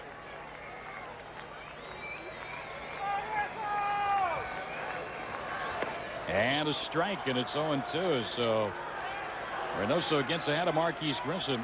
No balls, 2 strikes.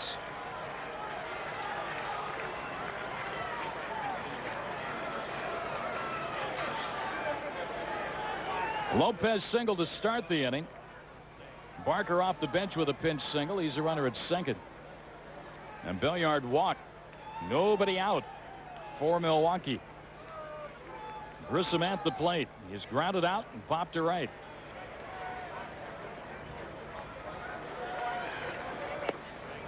Ooh, he just missed on that pitch. I mean, just missed. And it's 1-2. It looked like Kelly Stinnett kind of pushed this pitch down a little bit initially right there and then brought it back up trying to get that strike call. I believe that pitch may have been a strike when it crossed home plate, but by the time Kelly received it, it was only a couple inches off the ground. Rich Rieker did not give him the benefit of the doubt. 1-2 the count. And that's outside low. 2-2. There's a pitch Reynoso wants to get him on.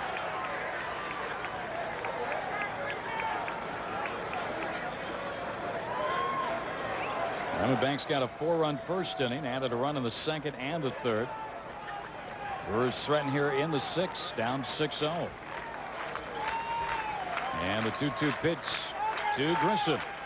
And a liner caught by Bell, back to first. Safe. Belliard got back in. That was close over there, and is Belliard okay? Did he get stepped on? It looks like it. Durazo signaled for the trainer of the Brewers to come on out. He might have gotten his hand stepped on as Durazo tried to find the bag over there.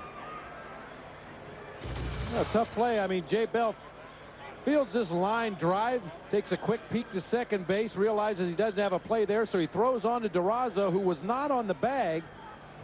Durazo's trying to find the base as Belliard is sliding in head first, and he stepped right on the left hand of Ron Belliard.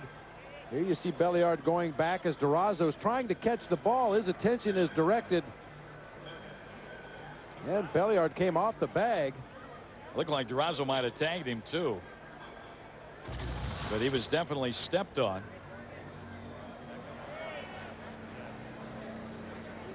And Belliard being tended to over there.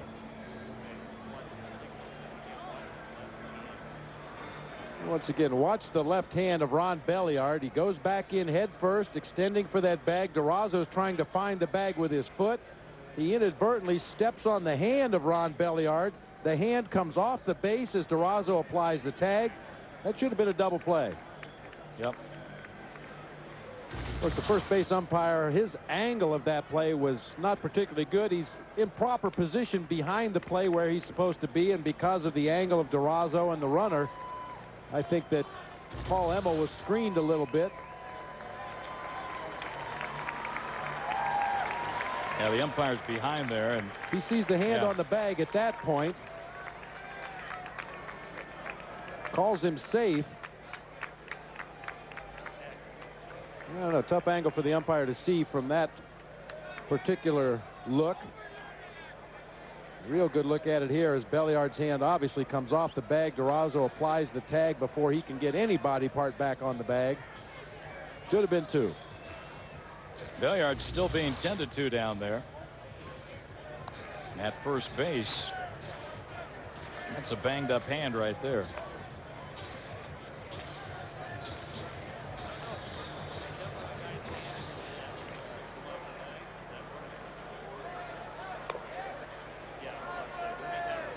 As I mentioned, Durazo was concentrating on the throw from Jay Bell and was trying to feel his way back toward first base with his feet, and after he caught the ball, he just turned to step on the bag and inadvertently stepped right on the hand of Ron Belliard. Nothing intentional there on the part of Rubio Durazo, just unfortunate circumstance for Ron Belliard. So they remain loaded, and Burnett steps in. Out comes manager Buck Showalter, and he's going to go to the bullpen here. So Reynoso will leave here in the 6th inning. Call to the pen, and Plesac, the all-time save leader here in Milwaukee, will come in. So Reynoso will leave him loaded. And the Diamondbacks make the pitching change here in the bottom of the 6th inning with the bases loaded and 1 man out. So the Diamondbacks bring Plesac in from the pen. And a couple of left-handers coming up here for Milwaukee in Burnett and Jenkins. So Armando leaves, and boy, what a good game he pitched. Back-to-back good ones, in fact, at Chicago and here in Milwaukee. A break in the action here in Milwaukee at County Stadium. The Diamondbacks continue to lead the Brewers by a score of 6-0. Well, there's Armando Reynoso, and again, he pitches a heck of a ball game here. Better than 5 innings, a couple of hits, 3 strikeouts, and 2 walks in a wild pitch. And our Nextel direct connect to the bullpen brings on left-hander Dan Plesac, as Greg mentioned, the all-time saves leader here in Milwaukee Brewers history with 133. See his numbers on the season. He's brought on to face a couple of tough left-handed hitters, Jeremy Burnett, Jeff Jenkins, a combined 0 for 7 lifetime against Dan Plesac. Belliard, meanwhile, went into the dugout for the Brewers to get some more treatment on that hand. He's just getting back out there to first base. Yeah, that injury by Belliard at first base gave Dan Plesac plenty of time to warm up and get ready to come into this ball game. Base is still loaded. Lopez, Barker, and Belliard, the base runners. First one to Burnett's is high and tight, ball 1. Burnett's is grounded to first and struck out. But always a threat up there at the plate. Now's when Plesac would like that double play grounder right at Bell to win the inning.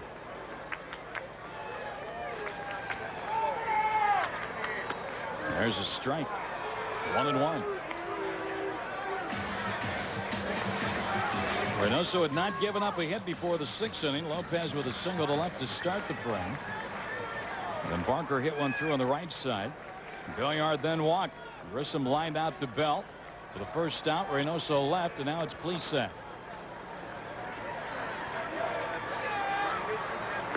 And did Burnitz go around? No, says third base umpire Jim Joyce. That was close, but Burnitz held up 2-1. Back home tomorrow night, the big unit Randy Johnson against the Padres at Bank One Ballpark. First game of a 6-game homestand. And we hope to see you out there. Diamondbacks trying to make it a 6-3 road trip with a win here tonight.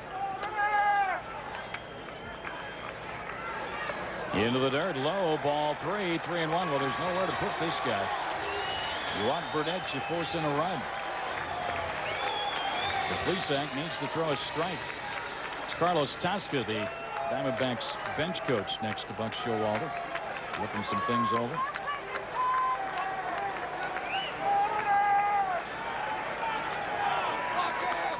Foul back by Burnitz, and it's 3-2 now.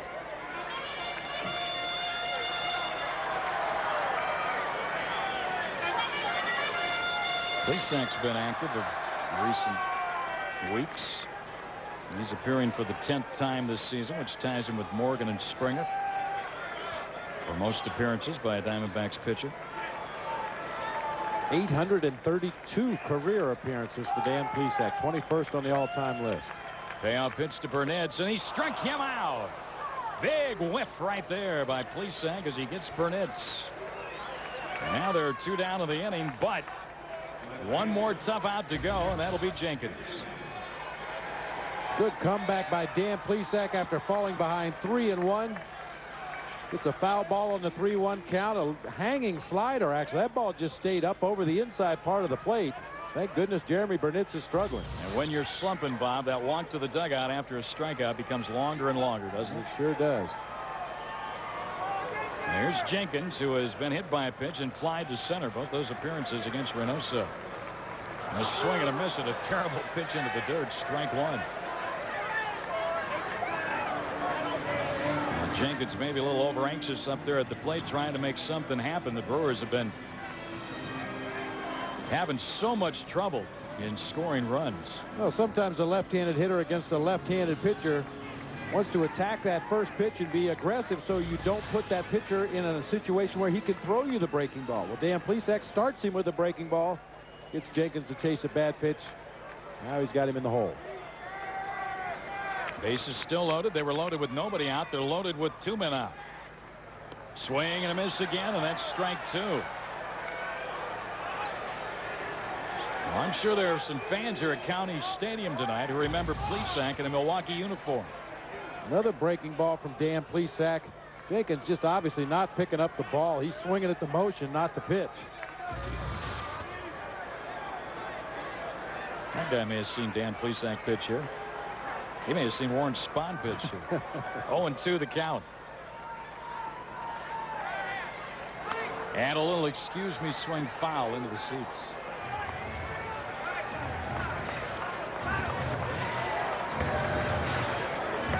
Well, you talk about a guy who could pitch. Warren Spahn. Wow. Rubber on. Oh.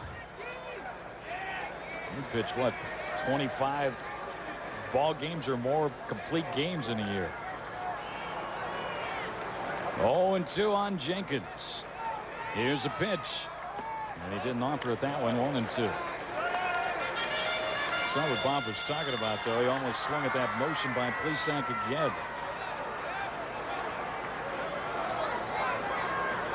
Back-to-back hits by Lopez and Barker. A walk to Belliard loaded him up, but Grissom lined to second. And then a strikeout of Burnitz as Plesac came on. Now he's 1-2 on Jenkins. Here's a pitch. Did he go around? I think he did. They have no appeal. Oh, how about that? Joyce said he did not go. What do you think, Bob? I think Buck Showalter thought he went. Parrot Buck thinks he went. It looked to me, at least with the naked eye on first glance, that Jenkins went well out in front of home plate with the barrel of that bat. Wow. Of course, from the third base dugout, the Diamondbacks have a tremendous angle to see the left-handed batter at the plate and whether or not that bat came across the front. Well, here's the next one. Another check swing. They're going to appeal again. Yeah, they do. And Jim Joyce says no again, and that's ball 3. And now the old merry-go-round. 3 balls, 2 strikes on the hitter. The base is loaded and 2 men out.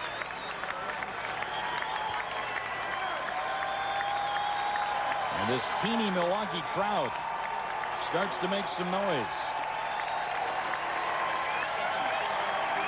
Of course, that could be in anticipation of the sausage races, but they're coming up. They're warming up in the left field bullpen. Jenkins ready, and so is Plesac. The runners take their leads. There they go. Here it is. And we'll do it again on a foul ball. Jenkins with a little better swing that time. He's seen plenty of breaking balls this at bat from Dan Plesac, and of course, with a 3-2 count, Dan Plesac cannot try to nibble around. He's got to throw the breaking ball and try to throw it for a strike. There they are, warming up. Brennaman's got the green cap on tonight. All right. Plesac gets back up on the rubber. Jenkins gets back in the batter's box. Armando Reynoso on the bench watching. Here's a payoff pitch with the runners going, and it's inside and tight, and that's ball 4. And the run is home, and it's 6-1. So bases loaded walk. And the Diamondbacks might have had Jenkins struck out on a check swing that they did not get the call at third. Now with Charlie Hayes coming up, looks like the Diamondbacks are going to go to the bullpen and bring in Mike Morgan. So Plesac will leave after striking out a man and walking a man.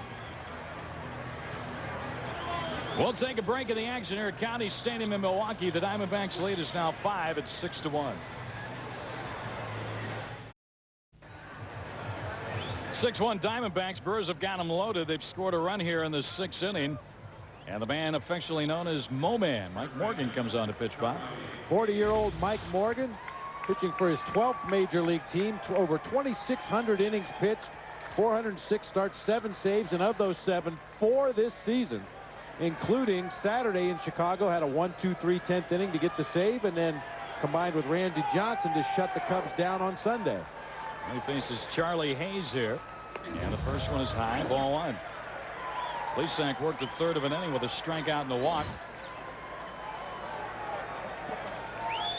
Wow, look at those numbers. And Charlie Hayes, 13 for 29, 448 average. He fouls one back. And it's a ball and a strike. That run that scored is charged to Reynoso. And he still has the responsibility of Barker on at second and Belliard on at first. Armando pitched a heck of a game here tonight. Got in here into the 6th inning. We got in trouble. Plesac and now Morgan. The Brewers have only scored 1, however. That pitch into the dirt, and there's that great block by Kelly Stinnett. 2 balls and a strike.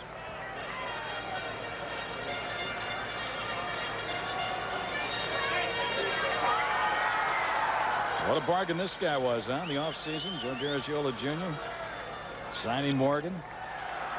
Boy, he's been top-notch for the Diamondbacks. One of the many tremendous moves Joe Garagiola Jr. has made over his years as a GM of the Diamondbacks. There's a temper foul up the third baseline. Hey, look around this outfield. The Diamondbacks got Luis Gonzalez for Kareem Garcia from Detroit. Steve Finley, a free agent. Picked up Andy Fox, who's on at third base in a trade with the Yankees. Tony Womack from Pittsburgh. Got a Rubio Durazo out of the Mexican League. And Mike Morgan out there on the mound here tonight. A 2-2 count on Hayes. A pitch into the dirt. Ball 3, 3-2. Well, again, we get that old merry-go-round. The runners will leave. Barker will be off at third base. Belliard will leave second. And Jenkins will be off at first. Hayes digs in and awaits a 3-2 count from Morgan. There they go. It's into the dirt. Ball 4, and back-to-back bases loaded walks here by Diamondback pitchers in the 6th inning. And a couple of pitchers who usually show very good control. And now Sean Berry will bat. And all of a sudden, the Brewers bring the tying run to the plate. Of course, the most important thing for Armando Reynoso in this ballgame, as we mentioned, is getting a W for the team somehow. But this is another example of how Reynoso, these are his runs. They're credited to Armando's earned run average, and he's just sitting and watching right now. Of course, there will be many times the bullpen bails him out, but these 2 earned runs that are scored in this inning go to Armando Reynoso. And there's ball 1 down low to Berry. So the Brewers have gotten back into this one. They've cut a 6-0 lead down to 6-2. They've still got them loaded with 2 men out. Back-to-back bases loaded walks to Jenkins and Hayes. After Jenkins appeared to have struck out on an appeal play down at third, and no strike was called by third base umpire Jim Joyce. And then Jenkins ended up walking. Count has gone to 2-0 here on Berry. Morgan coming into action tonight in 20 2/3 innings had walked only 3. Now he's got to come in with 1 to Berry. Berry has struck out and walked in the game. There's a strike.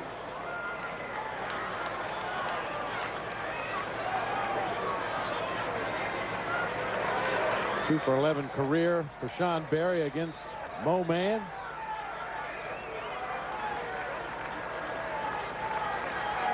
Morgan ready. Here's his 2-1 pitch. Into the dirt. Ball 3. 3-1.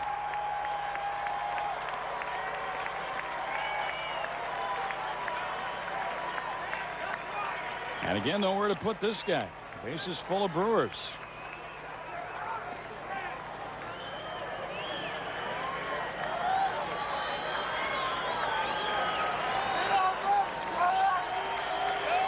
Morgan ready.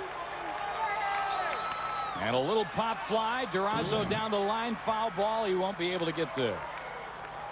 And now the count has gone full.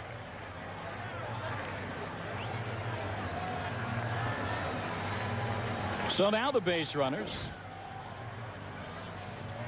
And it's Belliard at third. Jenkins at second and Hayes at first. Will once again leave on a 3-2 pitch.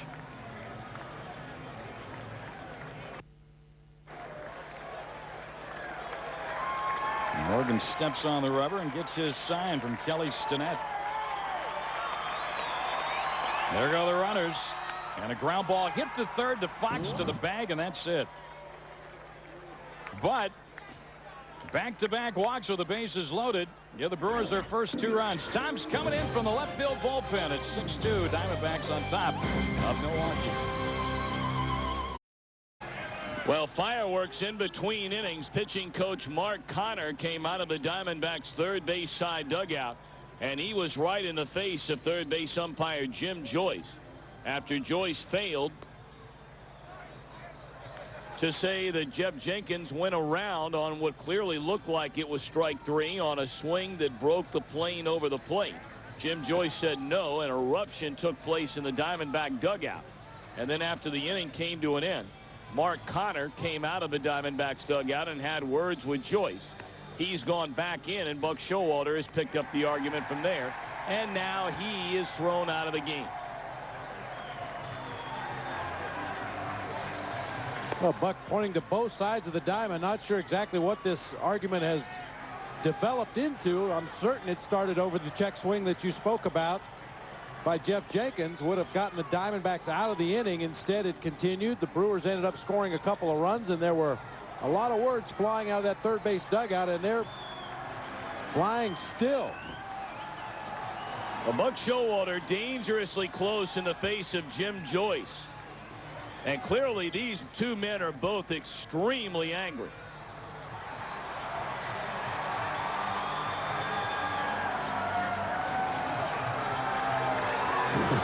There's an old saying in the game, once you get ejected, you might as well get your money's worth. You're going to get fined. If you got anything else on the burner left over from other games or possibly future games, you might as well get it out in the open right now, because Buck Showalter will have to spend the remainder of this game at least out of sight of the umpires on the field, back up in the tunnel, or perhaps back up in the Diamondbacks clubhouse. And really, Mark Connor and Buck Showalter a legitimate gripe, because I think everybody in the whole park except for Jim Joyce thought Jeff Jenkins went around on this pitch. I don't think there's much doubt that Jenkins' bat crossed the front of home plate, tried to check the swing. Plesac was on his way off the field. Kelly Stinnett was digging the ball out of the dirt to apply the tag to end the inning. And when the appeal was made down to third base umpire Jim Joyce, he denied, said he did not swing at that ball. Jenkins went on to walk. Charlie Hayes went on to walk before Barry was retired on the fielder's choice to end the inning. So a 6-2 ball game as we head for the top half of the 7th inning. Diamondbacks opened a 6-0 lead through the first 3 innings. And the Brewers get 2 in the bottom of the 6th, and now Jim Brewski is on the pitch for Milwaukee, the 3rd pitcher they've used in the game here tonight.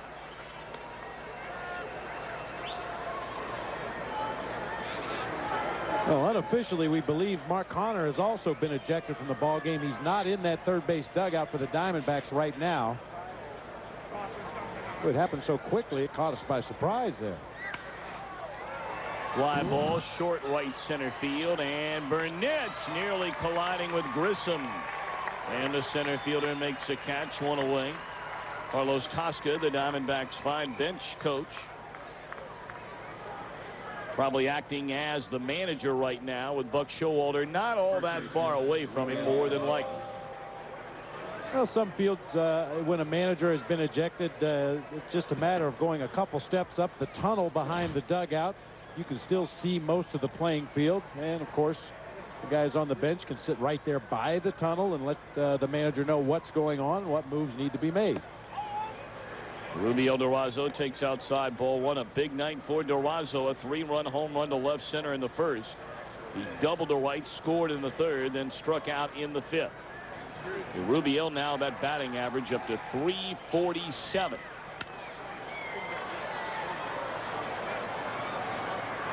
So all the fireworks going on down behind third base before this inning got started. We didn't identify Jim Brewski immediately. We said that Jim Brewski should have been with this team a long time ago.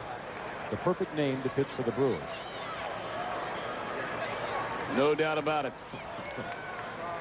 And also, with all the excitement taking place, we weren't able to bring in, I know many of you came racing back from perhaps a trip to the refrigerator, or maybe you had to take out the garbage in between innings, whatever the case may be, expecting to see the sausage races.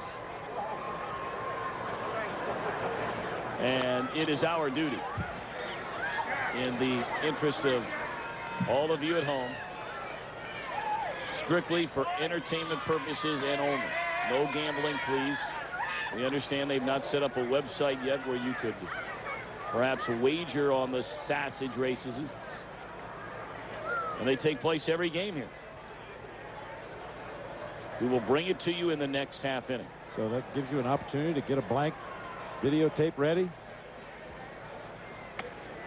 That one almost hit Durazo, 3-2. Call the neighbors. Sausage races coming up. You have the hot dog, the Polish, the Italian, and the bratwurst. Those are your 4 contestants if you're new to the program. 3-2 pitch. Ball 4 high to Durazo.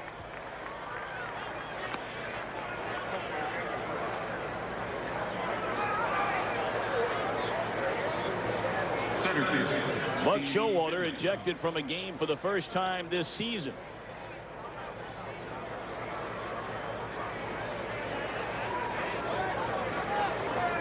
And Mark Connor ejected for the first time ever in a game wearing a Diamondback uniform as the Diamondbacks pitching coach. We'd have to do a little digging around to find out if Mark Connor, back in his days with the New York Yankees, had ever been thrown out of a game. And we are assuming that that is the case, not seeing him right now down in the dugout.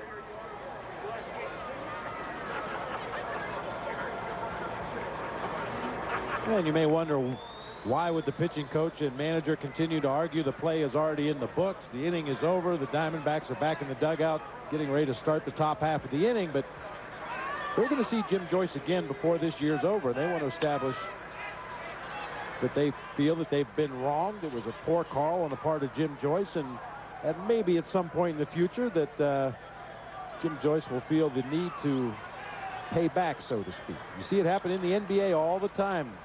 Coaches for NBA teams working those referees through the early part of the game, hoping to get a call when it really counts down the stretch. And you never know if there's any kind of history. Of course, Jim Joyce, up until this year when the umpires now begin working together in both leagues, there are no more just National League or American League umpires. There's a base hit into right field by Finley.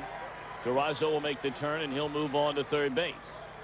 The Diamondbacks have runners on the corners, one out here in the 7th inning. But of course, Jim Joyce, for many years an American League umpire, Buck Showalter a number of years managing the New York Yankees. So who knows if there's any bad blood still lingering around between those two from years gone by. Well, whatever the case may be, you'd certainly like to put it behind at this point and look forward. So on the Cubs game today, Ishmael Valdez in his first start back from the disabled list was cruising along. A couple of borderline calls. He didn't get the call he wanted, and it seemed to really shake Valdez's confidence, shake his concentration. He was not able to get back into a groove.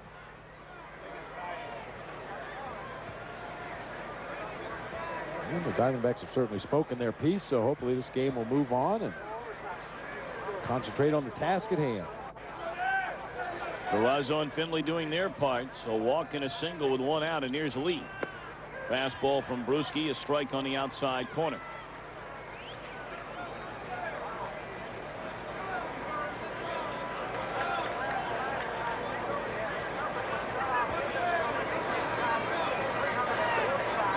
The number 88 worn by Brewski, the highest number in Milwaukee Brewers franchise history ever been issued. That one taken outside.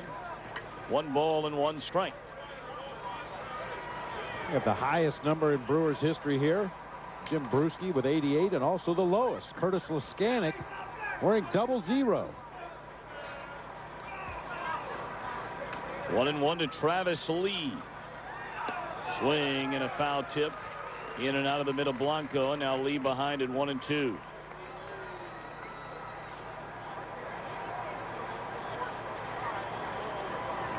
Brewski missed all of 1999 after undergoing Tommy John surgery on his throwing right elbow. The Diamondbacks saw him back in his days with San Diego and the Dodgers. And Lee gone swinging as it's foul tipped into the middle Blanco for the second out of the inning. Good overhand curveball here by Jim Brewski to Travis Lee. Starts up around the letters, ends up down around the knees. That's a 12-6 curveball breaking straight down.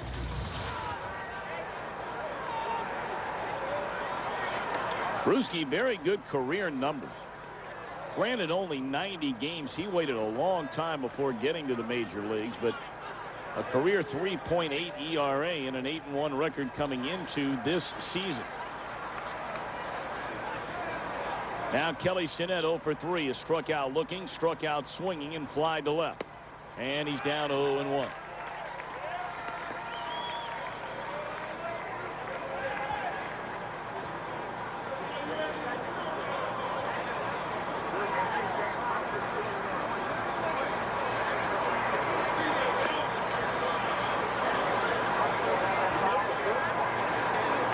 Six-2 Diamondbacks lead in the 7th. 2 on, 2 out in the 0-1 is fouled away, and Brewski ahead 0-2.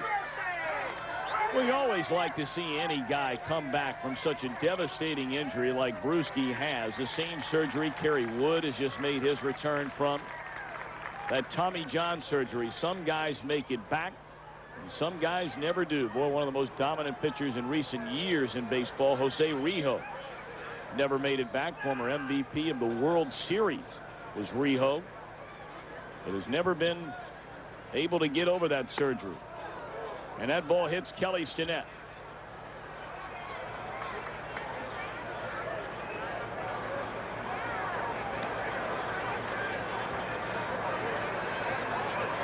Brewski with a tailing fastball up and in that just nipped a piece of Kelly's to net, just enough to send him down to first base and load him up here for Andy Fox.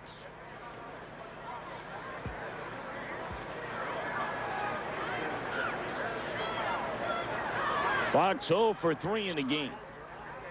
Fly to left, struck out swinging and bounced out to second base, and you see his career numbers with the bases loaded. Well, the key here, if you're Andy Fox, is try to find a way to continue this inning and get on base for the hot-hitting Mike Morgan, who's 2 for 2 this season. You think that's what he's thinking about right now? I seriously doubt it.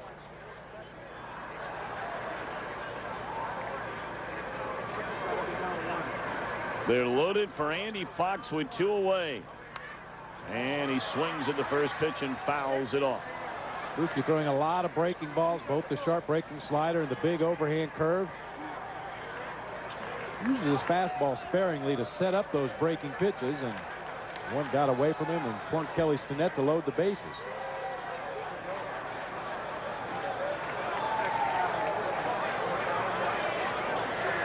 Randy was about to step into the batter's box and was attacked by some form of flying insect right there.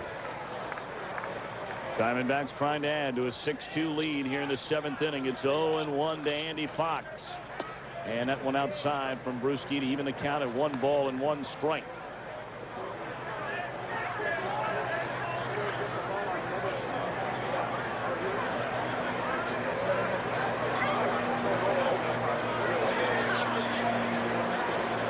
Fox waves about a couple of times, and now the 1-1 pitch. Good off-speed pitch there by Brewski with a changeup. Had Fox way out in front.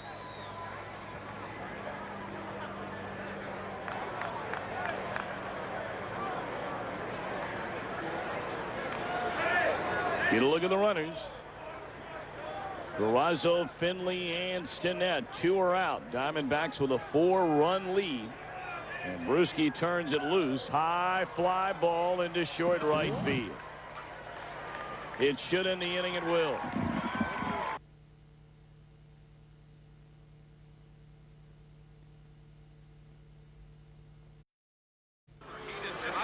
We're off to the races, the sausage races, and down the stretch they come. He's making a run for the finish tape. It's the Clements Italian Sausage, tonight's winner. Congratulations. The Italian Sausage, and there you get a look down the stretch, the speed shot of all the sausages. You know, it's not just speed, it's strategy. You can see the Italian Sausage started on the outside lane, weaved back to the inside lane, and streaked across the finish line. Unofficially, the results: the Italian first, the Brat second, the hot dog third, and the Polish sausage in fourth. Check your newspaper tomorrow to make sure.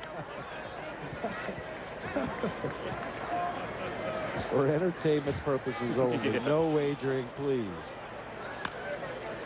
Blanco dribbles one out in front of the plate. Morgan barehand and throws him out. Nice play by Mike Morgan. One away. You know, Bob, the one thing I've never understood about that appeal thing, just trying to put a bow around this whole argument and what took place and Mark Connor and Buck Showalter being thrown out. The home plate umpire, and you explain this to me being a catcher many, many years in the majors. I understand it's a home plate umpire's job to follow the flight of the ball to determine whether or not the pitch will be a called ball or strike. But on that pitch a moment ago to Jenkins, clearly that was not going to be called a strike. I mean, at some point in time, does the home plate umpire, shouldn't he be able to make that call whether the batter went around rather than always appealing? Oh, absolutely. And many times the plate umpire will make the call without an appeal. But if the defensive team asks for an appeal to the third base or the first base umpire on a check swing, it's a courtesy that the plate umpire will extend. I've had umpires in the past that refuse to appeal. They say, no, I saw it, he didn't swing, and they will not ask for help, which is very frustrating to a manager and a pitching coach if you're on the defensive team.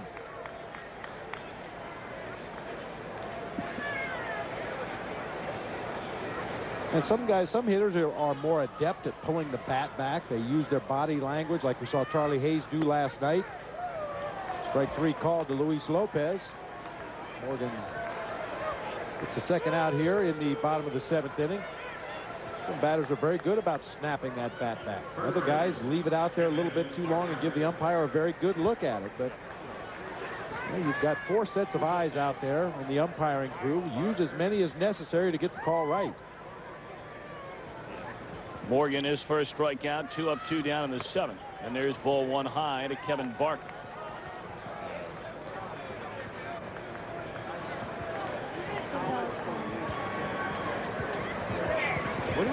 Barker pinch hit in the 6th inning, had a single into right field against Armando Reynoso. His final line, by the way, 5 1/3 innings, allows only 2 hits, 2 runs.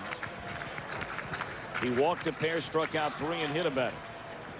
So another solid effort here tonight by Armando Reynoso. In line to get his 2nd win. 3-0 to Barker.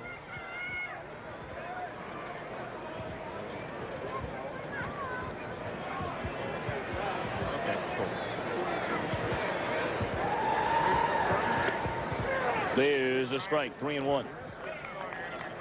Diamondbacks 6 runs, 9 hits, no errors. They've left 8 men on base.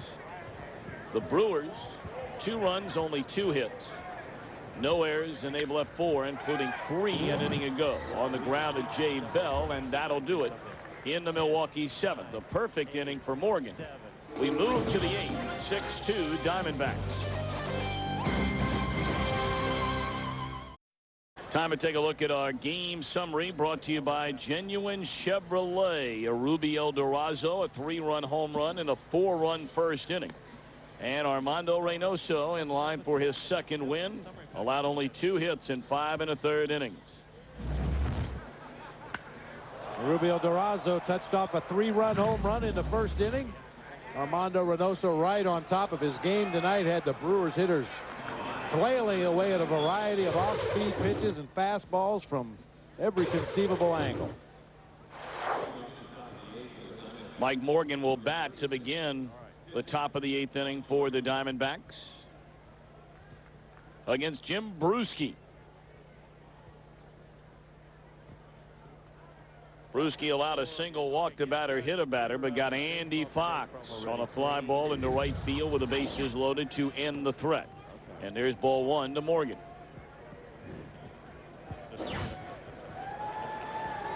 After Morgan, we're going to do the baseball today program. Diamondbacks trying to make it 2 out of 3 in the final stop of this 3-city 9-game road trip. Boy, and what a trip it would be. You go home 6-3. And you got division rivals San Diego and Los Angeles coming in beginning tomorrow night with a big unit on the mound. In there is strike. Again, a reminder, tomorrow night, we've told you again and again, but no television. So if you want to see Randy Johnson go after his 7th straight win, there's the number. 888-334-8323 at the Bank One Ballpark ticket office. Little cue shot up the line to first, and Morgan retired, 1 away. Don't forget, Fox Sports Net presents Baseball Today, weekdays at 5 in the afternoon. And I have to believe, although I don't know for sure, because we're already at the ballpark at 5 in the afternoon on a daily basis, whether it be a day game or a night game. But I have to believe that Steve Lyons makes an occasional appearance. I'm sure that man right there knows for sure. There is a Baseball Today watcher. No doubt about it. You're going to have a chance to get together with Steve Lyons a week from today. Our big Fox Sports baseball seminar up in Los Angeles. As Tony Womack lifts a fly ball that'll fall in front of Grissom, a base hit. 1-out single by Tony Womack. Now, how about this picture right here? How many times have you heard your parents or grandparents say, "Ah, you kids of today"? But look at those folks, the youngsters, and the lady. What you hear right there is probably what's in her headphones. It's amazing. It doesn't matter. Young, old, black, white, makes no difference. Baseball is a game that just brings everyone together. Enjoying the ballpark here at County Stadium in the ball game tonight. Beautiful night. Bob, even you and I get along when we show up at the ballpark. For 3 hours a day.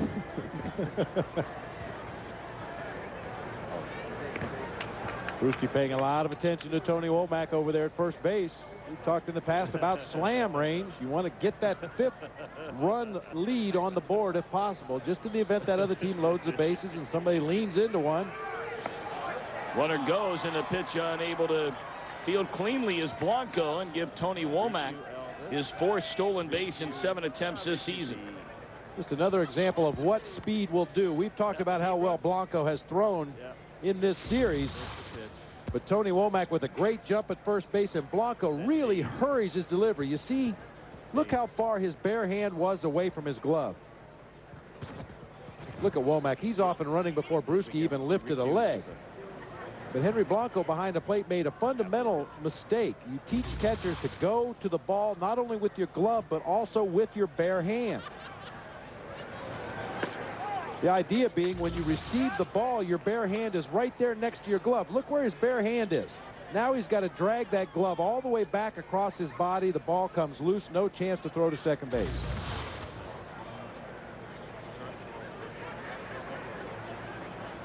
It's as old as Little League itself. Use 2 hands on everything. 2-1 to Jay Bell. Well, Bobby, there are a number of catchers, and you know, a lot of people give Johnny Bench credit for this, when actually Randy Hundley, the Cub longtime catcher, was the first to kind of put that exposed hand, throwing hand, back behind your back, so a foul tip would not be able to, you know, graze off that thing, and how you could break a bone, break a finger, break your hand. But only with nobody on base. And that was the idea, to avoid unnecessary injury to your throwing hand. If there's nobody on base, obviously, you don't have to worry about throwing. So you put that bare hand behind the back, you receive the ball one-handed. And the catcher's mitts nowadays are much more flexible, much easier to snag the ball one-handed than the old no-hinge gloves. They used to call them a pillow, kind of like a donut glove. And the catcher's mitts nowadays are much closer to a first baseman's mitt. Very flexible, nice soft pocket. You can catch one-handed. But with runners on base, that bare hand should be up.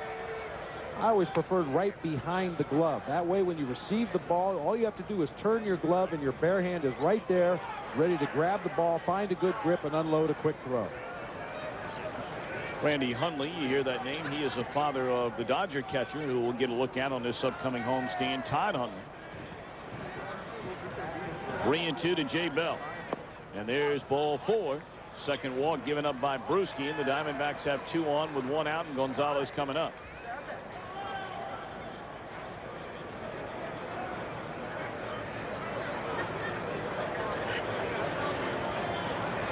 Tony Womack, the 3-time reigning National League stolen base king.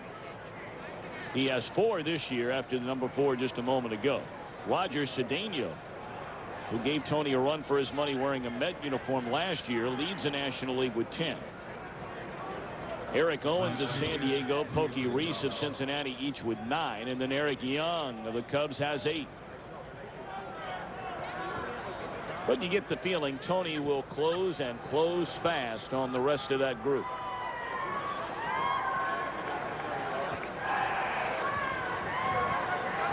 Two on for Gonzalez, who has swung the bat much better here in the game tonight, although this is trouble. Bouncing ball, they get one, and barehanding, trying to throw on is Lopez.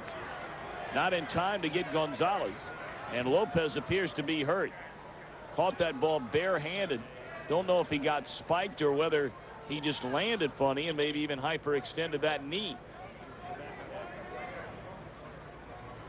Very awkward double play ball right there. Ron Belliard, the second baseman, if he could have come in another step or two, may have been able to field this ball and tag the runner, but he's not close enough to Jay Bell, so he makes the flip onto Luis Lopez, who has to avoid Jay Bell sliding into second base, not able to get anything on that throw to first to attempt to get Luis Gonzalez. It looked like Jay Bell may have nipped him on the inside of that right knee with his cleat as he went by attempting to break up that double play.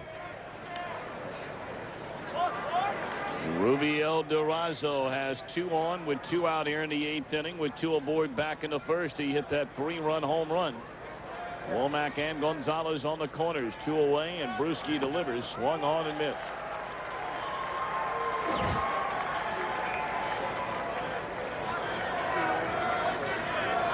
Big road trip for Rubiel Durazo. A couple of home runs, 8 RBIs, a .429 batting average. He'd like to add to those numbers right here. Give the Diamondbacks another insurance run. Durazo on base 3 times tonight. A 3-run home run, a double to right. He scored in the 3rd inning. Struck out in the 5th, walked in the 7th.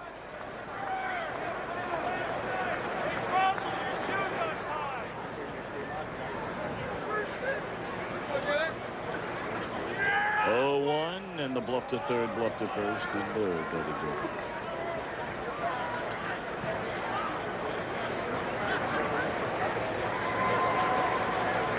Do you remember the last time you saw that work? I had a teammate, Jose Uribe, that you could fool on that just about every time. He got caught twice in one season.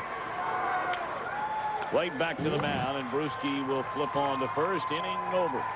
Diamondbacks get a hit, leave a pair. They stranded 10 in the game, but they lead the Brewers 6-2. Few minutes, perhaps, in the great state of Wisconsin. Diamondbacks will not return to Milwaukee this season. And with their what looks to be impending move into the American League, and they're talking incidentally about interleague play starting to go to what was originally planned when interleague play first started a couple of years ago, and that is rather than just the East against the East or the Central, West, to start mixing it up a little bit beginning as early as next year. And they're talking about the American League West, which may be the home of the Diamondbacks next year. We'll wait and see on that. But that the American League West would play the National League East. National League cities that we have been to the last number of years, and that National League East next year, if they do indeed go to a 4-team or 4-division National League. There's a bullet into center field by Belliard, a base hit. The teams are talking about making up the National League East would be the Mets, Montreal,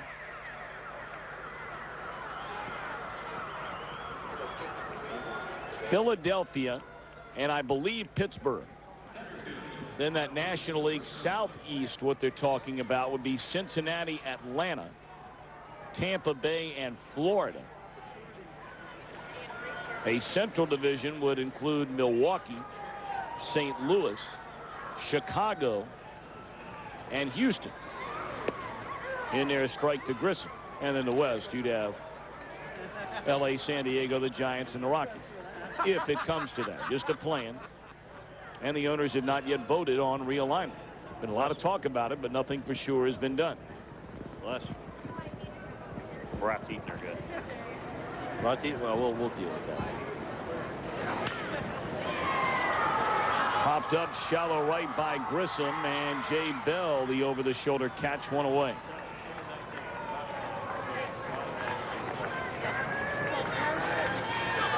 You know, putting the Diamondbacks part of it aside, they're really messing around, baseball is, with the National League.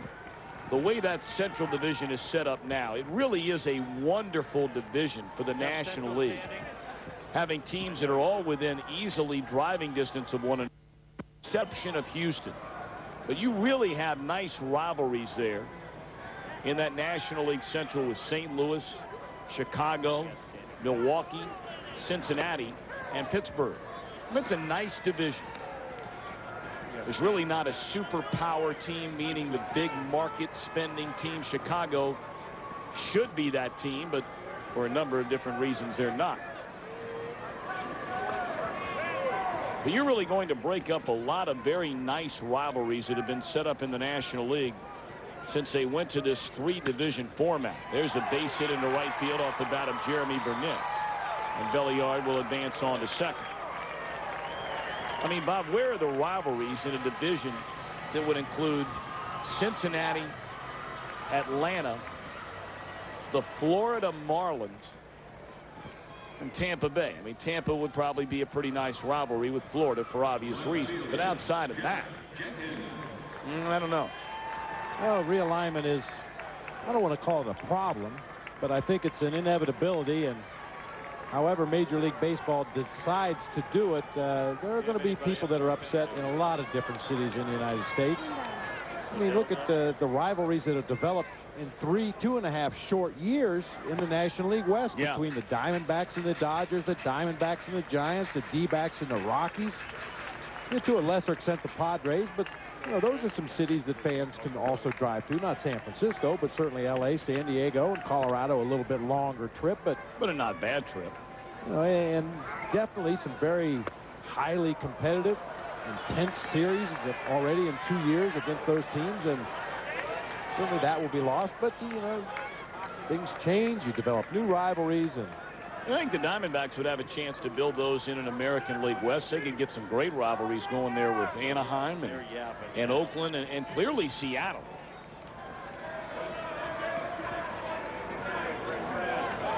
Oh, and 2 to Jenkins. And now a ball and 2 strikes. But we'll wait and see.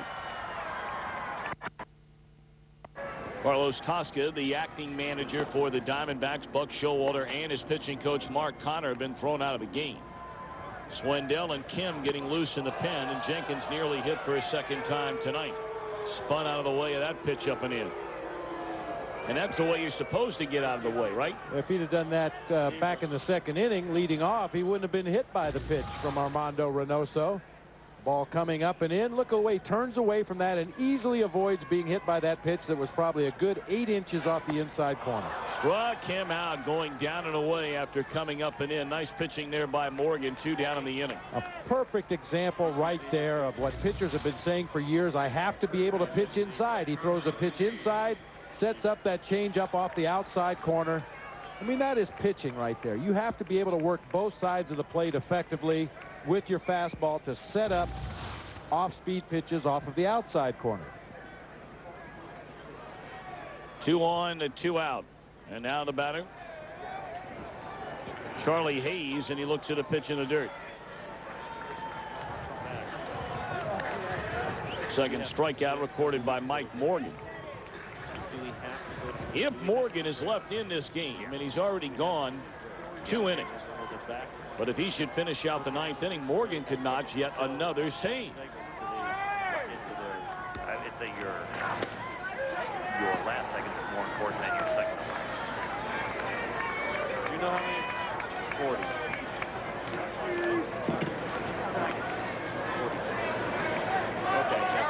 Well, not many closers get 40 pitch saves.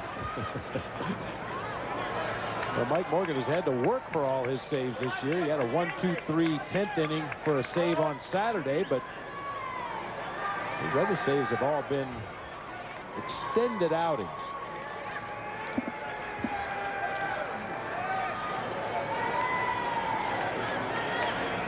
Two and 1 to Charlie Hayes. 2 on, 2 out. And now the count even at 2-2 as he fouls it away. Can't wait to get back home. Diamondbacks will get in very, very late tonight to the Valley and then tee him up with the Padres beginning tomorrow night. Friday night games, Saturday, Sunday afternoon affairs. All the Dodger games are night games. And again, a reminder, if you have tickets for Wednesday night's game, starting time has been changed from 6:35 to 7:05. High pop fly down the right field line, but Lee is there, and the inning is over. 2 hits, 2 left. We go to the 9th in Milwaukee. Diamondbacks lead 6-2. Here in Wisconsin, not only our crew, but those many years I was announcing the Cubs games, and we get that 3-day All-Star break. Always find a little town in Wisconsin to go spend those 3 days in. Been all over this state. Great, great, great place. And wonderful, warm people. Well, they're warm tonight, but these people know how to work under adverse conditions and still do an outstanding job covering the action for us, and we appreciate their efforts. How do you think they feel at Lambeau Field? I don't know how they even work those cameras. I don't know how those cameras avoid freezing up at Lambeau Field. The frozen tundra. One Acevedo. And by the way, oh, what a comeback. Barry Butel. It's not over yet. But broad's eaten during the 3 days. And look at Brenly. He's gone right by Brennaman. So it's a neck-and-neck race between Barry and Bob Brenly. And the Governor still a dark horse on the outside at 5. I may have to protest the final results, if indeed those are the final results. Barry, of course, put in. No, they're not final. We're not out of here yet. Well, it's kind of hard to munch on brats during a ball game when you're supposed to be announcing, and Barry's just sitting down in front of us here, and he's been just stuffing them in. That's not fair. I could make a rally here. If I could get Barry to sit in for me, I could go down there and munch a few more brats. Brats and dots. Good combo.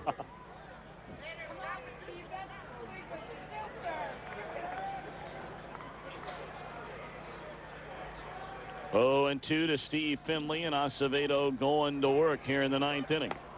Fastball outside and high. Well, you have announced before while burying a 3-bite brat. Well, I was told not to do that anymore. By your doctor, I hope. Fastball outside, 2-2. I like to give my full concentration to that brat. I think it's unfair to the brat itself to try to do anything else other than eat. Eat slowly and enjoy, you're saying. Absolutely.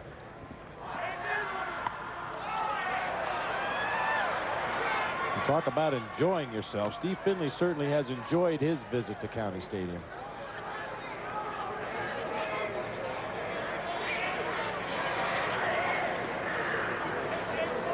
Finley, a pair of home runs in the opening game of this series.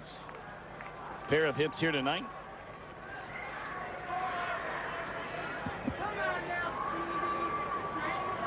Acevedo taking a lot of time out there on the mound. And Finley wanting timeout. He'll back out.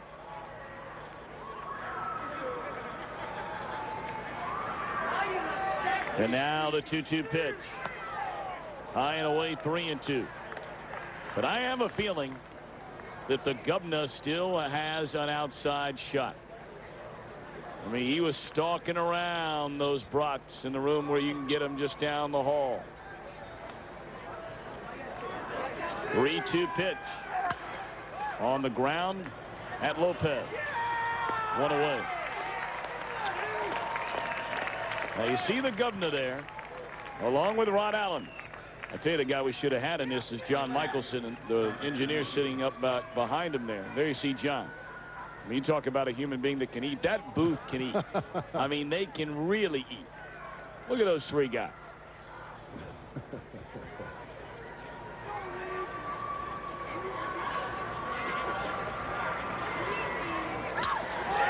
Travis Lee, a fly ball into left center field, sending Grissom shy of the track, 2 away.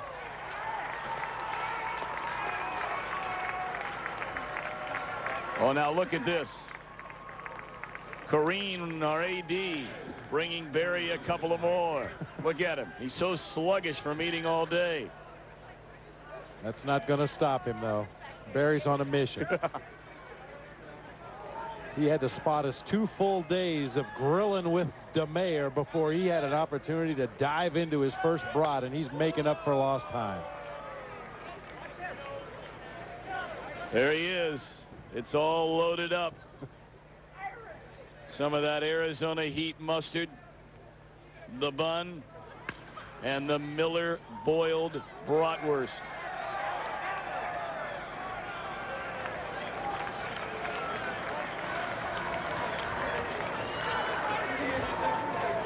It's not officially eaten yet, just a bite. That's a happy man right there. Yes, it is.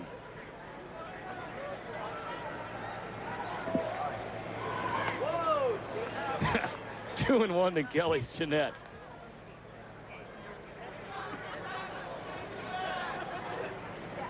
You don't suppose they're serving brats for the post-game meal down in the clubhouse tonight? I don't know. That's where the damage could be done by the government.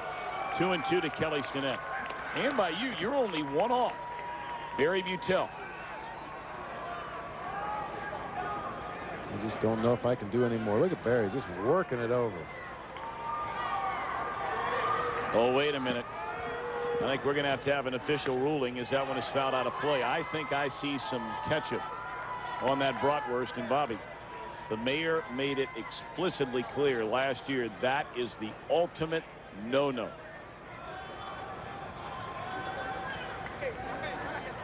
I'm not sure that one will count.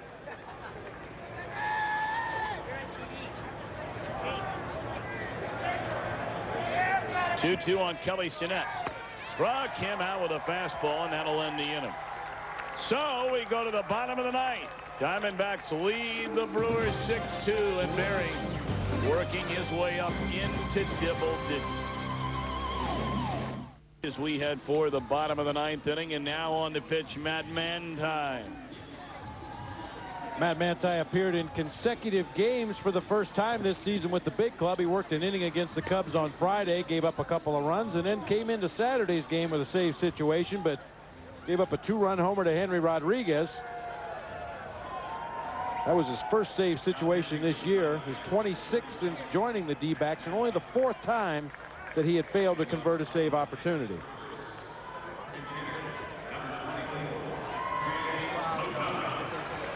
He'll face a right-handed pinch-hitting James Mouton here to lead off the bottom of the ninth inning for the Brewers. Diamondbacks holding a 4-run lead. And again, to repeat, as Bobby said, this with a 4-run deficit, not a save situation for Matt. Get a little work in before the Diamondbacks get back home tomorrow night. And ball one up and in to James Mouton.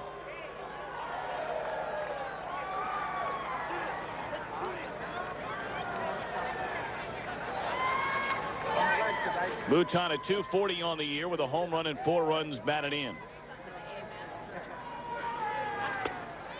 2-0.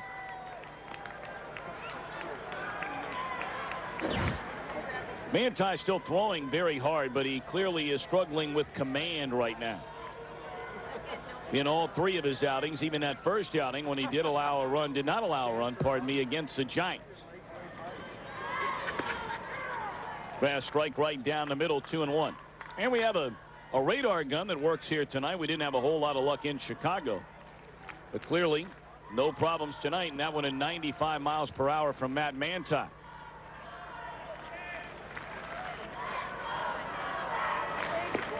Three and one. Manti came into the ball game at Wrigley Field, and the first couple of pitches he threw were blazing fastballs that showed up at 87 and 88 on the radar gun. Then we found out after the ball game, talking to the Diamondbacks coaching staff, that indeed the radar gun that was used in Chicago was about 10 miles per hour slow.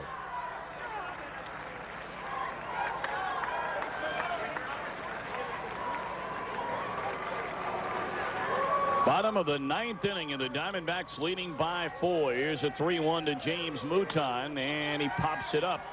Shallow right field, and Lee is there. 1 away.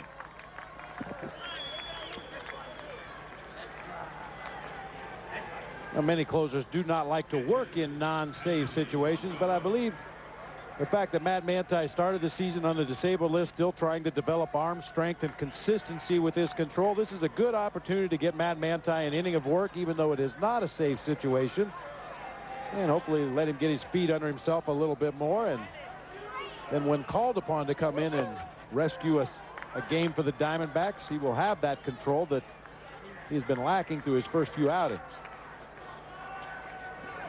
Henry Blanco 0 for 3 in the game. His fly to left bounced into a double play and bounced out to the mound.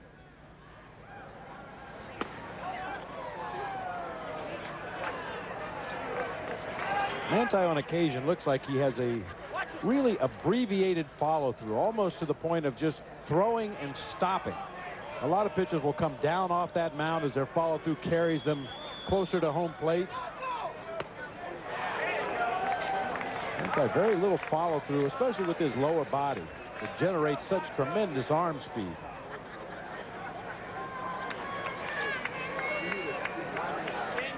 One and two on Blanco. Lopez in the on-deck circle. Nobody on. One out here in the bottom of the ninth inning. Fastball is high, even the count.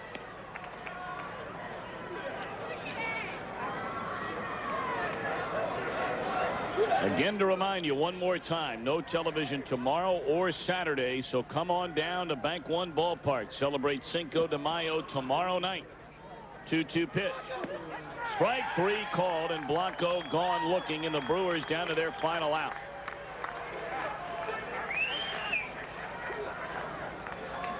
Perfectly located fastball from Mad Manti right on the outside corner at the knees. Or nearly an impossible pitch to hit. You can only take it and hope the umpire makes a mistake, but Rich Reeker all over that fastball on the outside corner.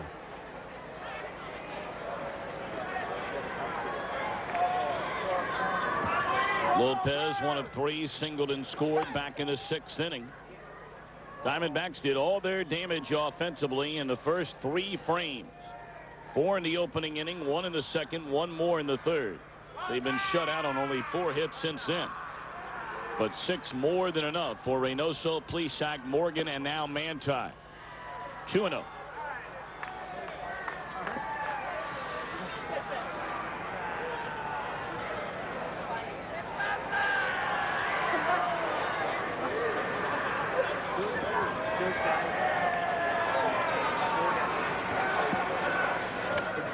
Remarkably for the Diamondbacks, if they hang on to win this game, and it truly is just remarkable, it will be 16 consecutive road series where they have not lost a series. They win this one tonight, they'll be 15-0-1. The one was the split in San Diego earlier this year. 3-1 to Lopez. When you're beating up on people that badly on their home turf, the Diamondbacks this season have only had 13 games at Bank One Ballpark. This is their 15th on the road. They're 8-5 at home. Ball 4 to Lopez, so the ninth inning continues.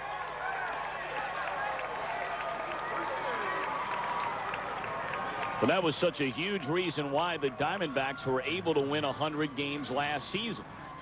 They had the second best road mark of all teams in the National League, second only to the Reds.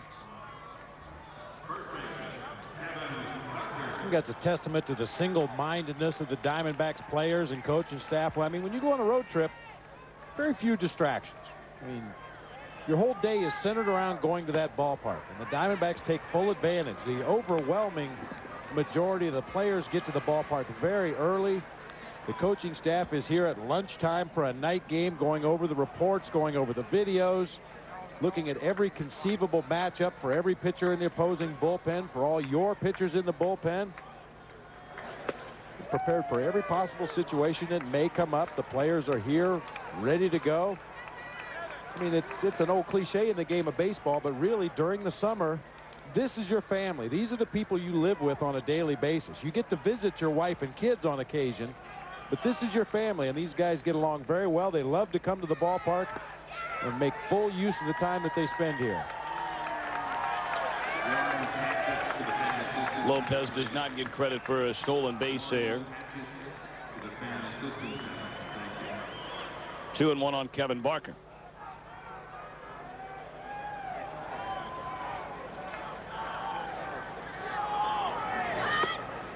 Three balls and a strike.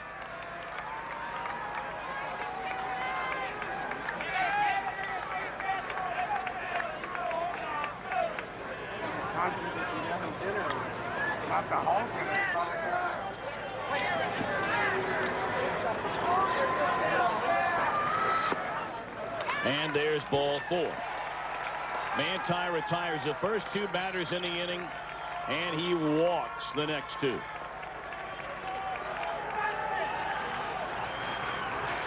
It's a big batter coming up in this inning right now. Kelly Stinnett calling Paul Lessard, the trainer, out of the third base dugout. Mad Manti apparently in some discomfort out there on the mound.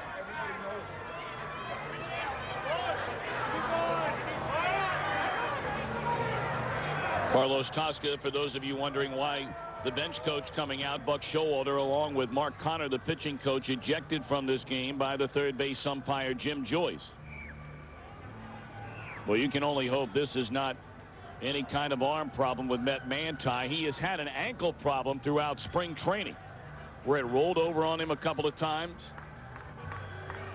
Well, and you can only hope that this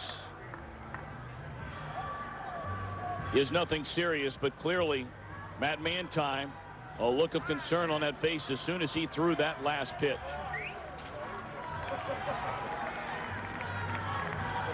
And right back into the clubhouse he goes.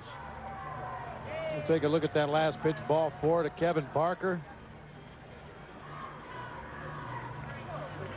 And walking off the mound, you can see him cranking that right arm a little bit. He calls his catcher Kelly Stinnett out to the mound to let him know that everything is not a-okay. Kelly calls to the Diamondbacks bench to come on out and have a look, as does Matt Manti. B.K. Kim has been summoned from the Diamondbacks bullpen, and as Manti left the game due to an injury, B.K. will get as many warm-up pitches as necessary. You may remember he was warming up last inning along with Greg Swindell, so perhaps Kim is very near ready to pitch in this ball game. Well, if we hear anything from the Diamondbacks clubhouse, we'll let you know as soon as possible if we hear anything about the injury or the apparent injury to Matt Manti.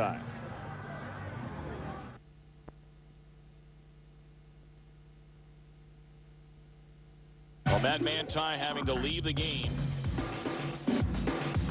on that last pitch that he threw a moment ago to Kevin Barker. Byung-Hun Kim will take over on the mound. Boy, and obviously everybody roots for the Diamondbacks, even his teammates here on the field, those in the dugout, the coaches, the manager, Buck Showalter. You get a terrible feeling in the pit of your stomach. It doesn't matter who your pitcher is on the mound when all of a sudden they throw a pitch and they need the trainer out of the dugout immediately, and it doesn't appear to be anything wrong with a foot, an ankle, a leg, a hamstring, a groin. Not a good feeling. We will let you know as soon as we hear the condition of Matt Manti. B.K. Kim taking over. He was outstanding in his one inning of work last night. Struck out 3 batters after allowing a leadoff double. The Brewers hitters flailing at air. That sidearm delivery had a good fastball about 92 miles an hour last night to complement that breaking pitch from down under.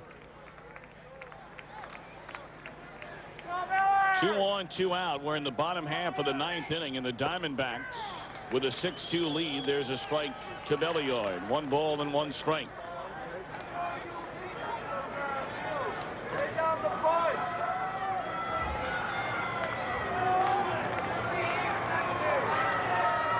One and 1 to Ron Belliard, and the slider from Kim in there taken for a strike. Belliard not happy with a call by Rich Rieker. But Guy BK has him now around the neck. Belliard did not face Kim in the game last night.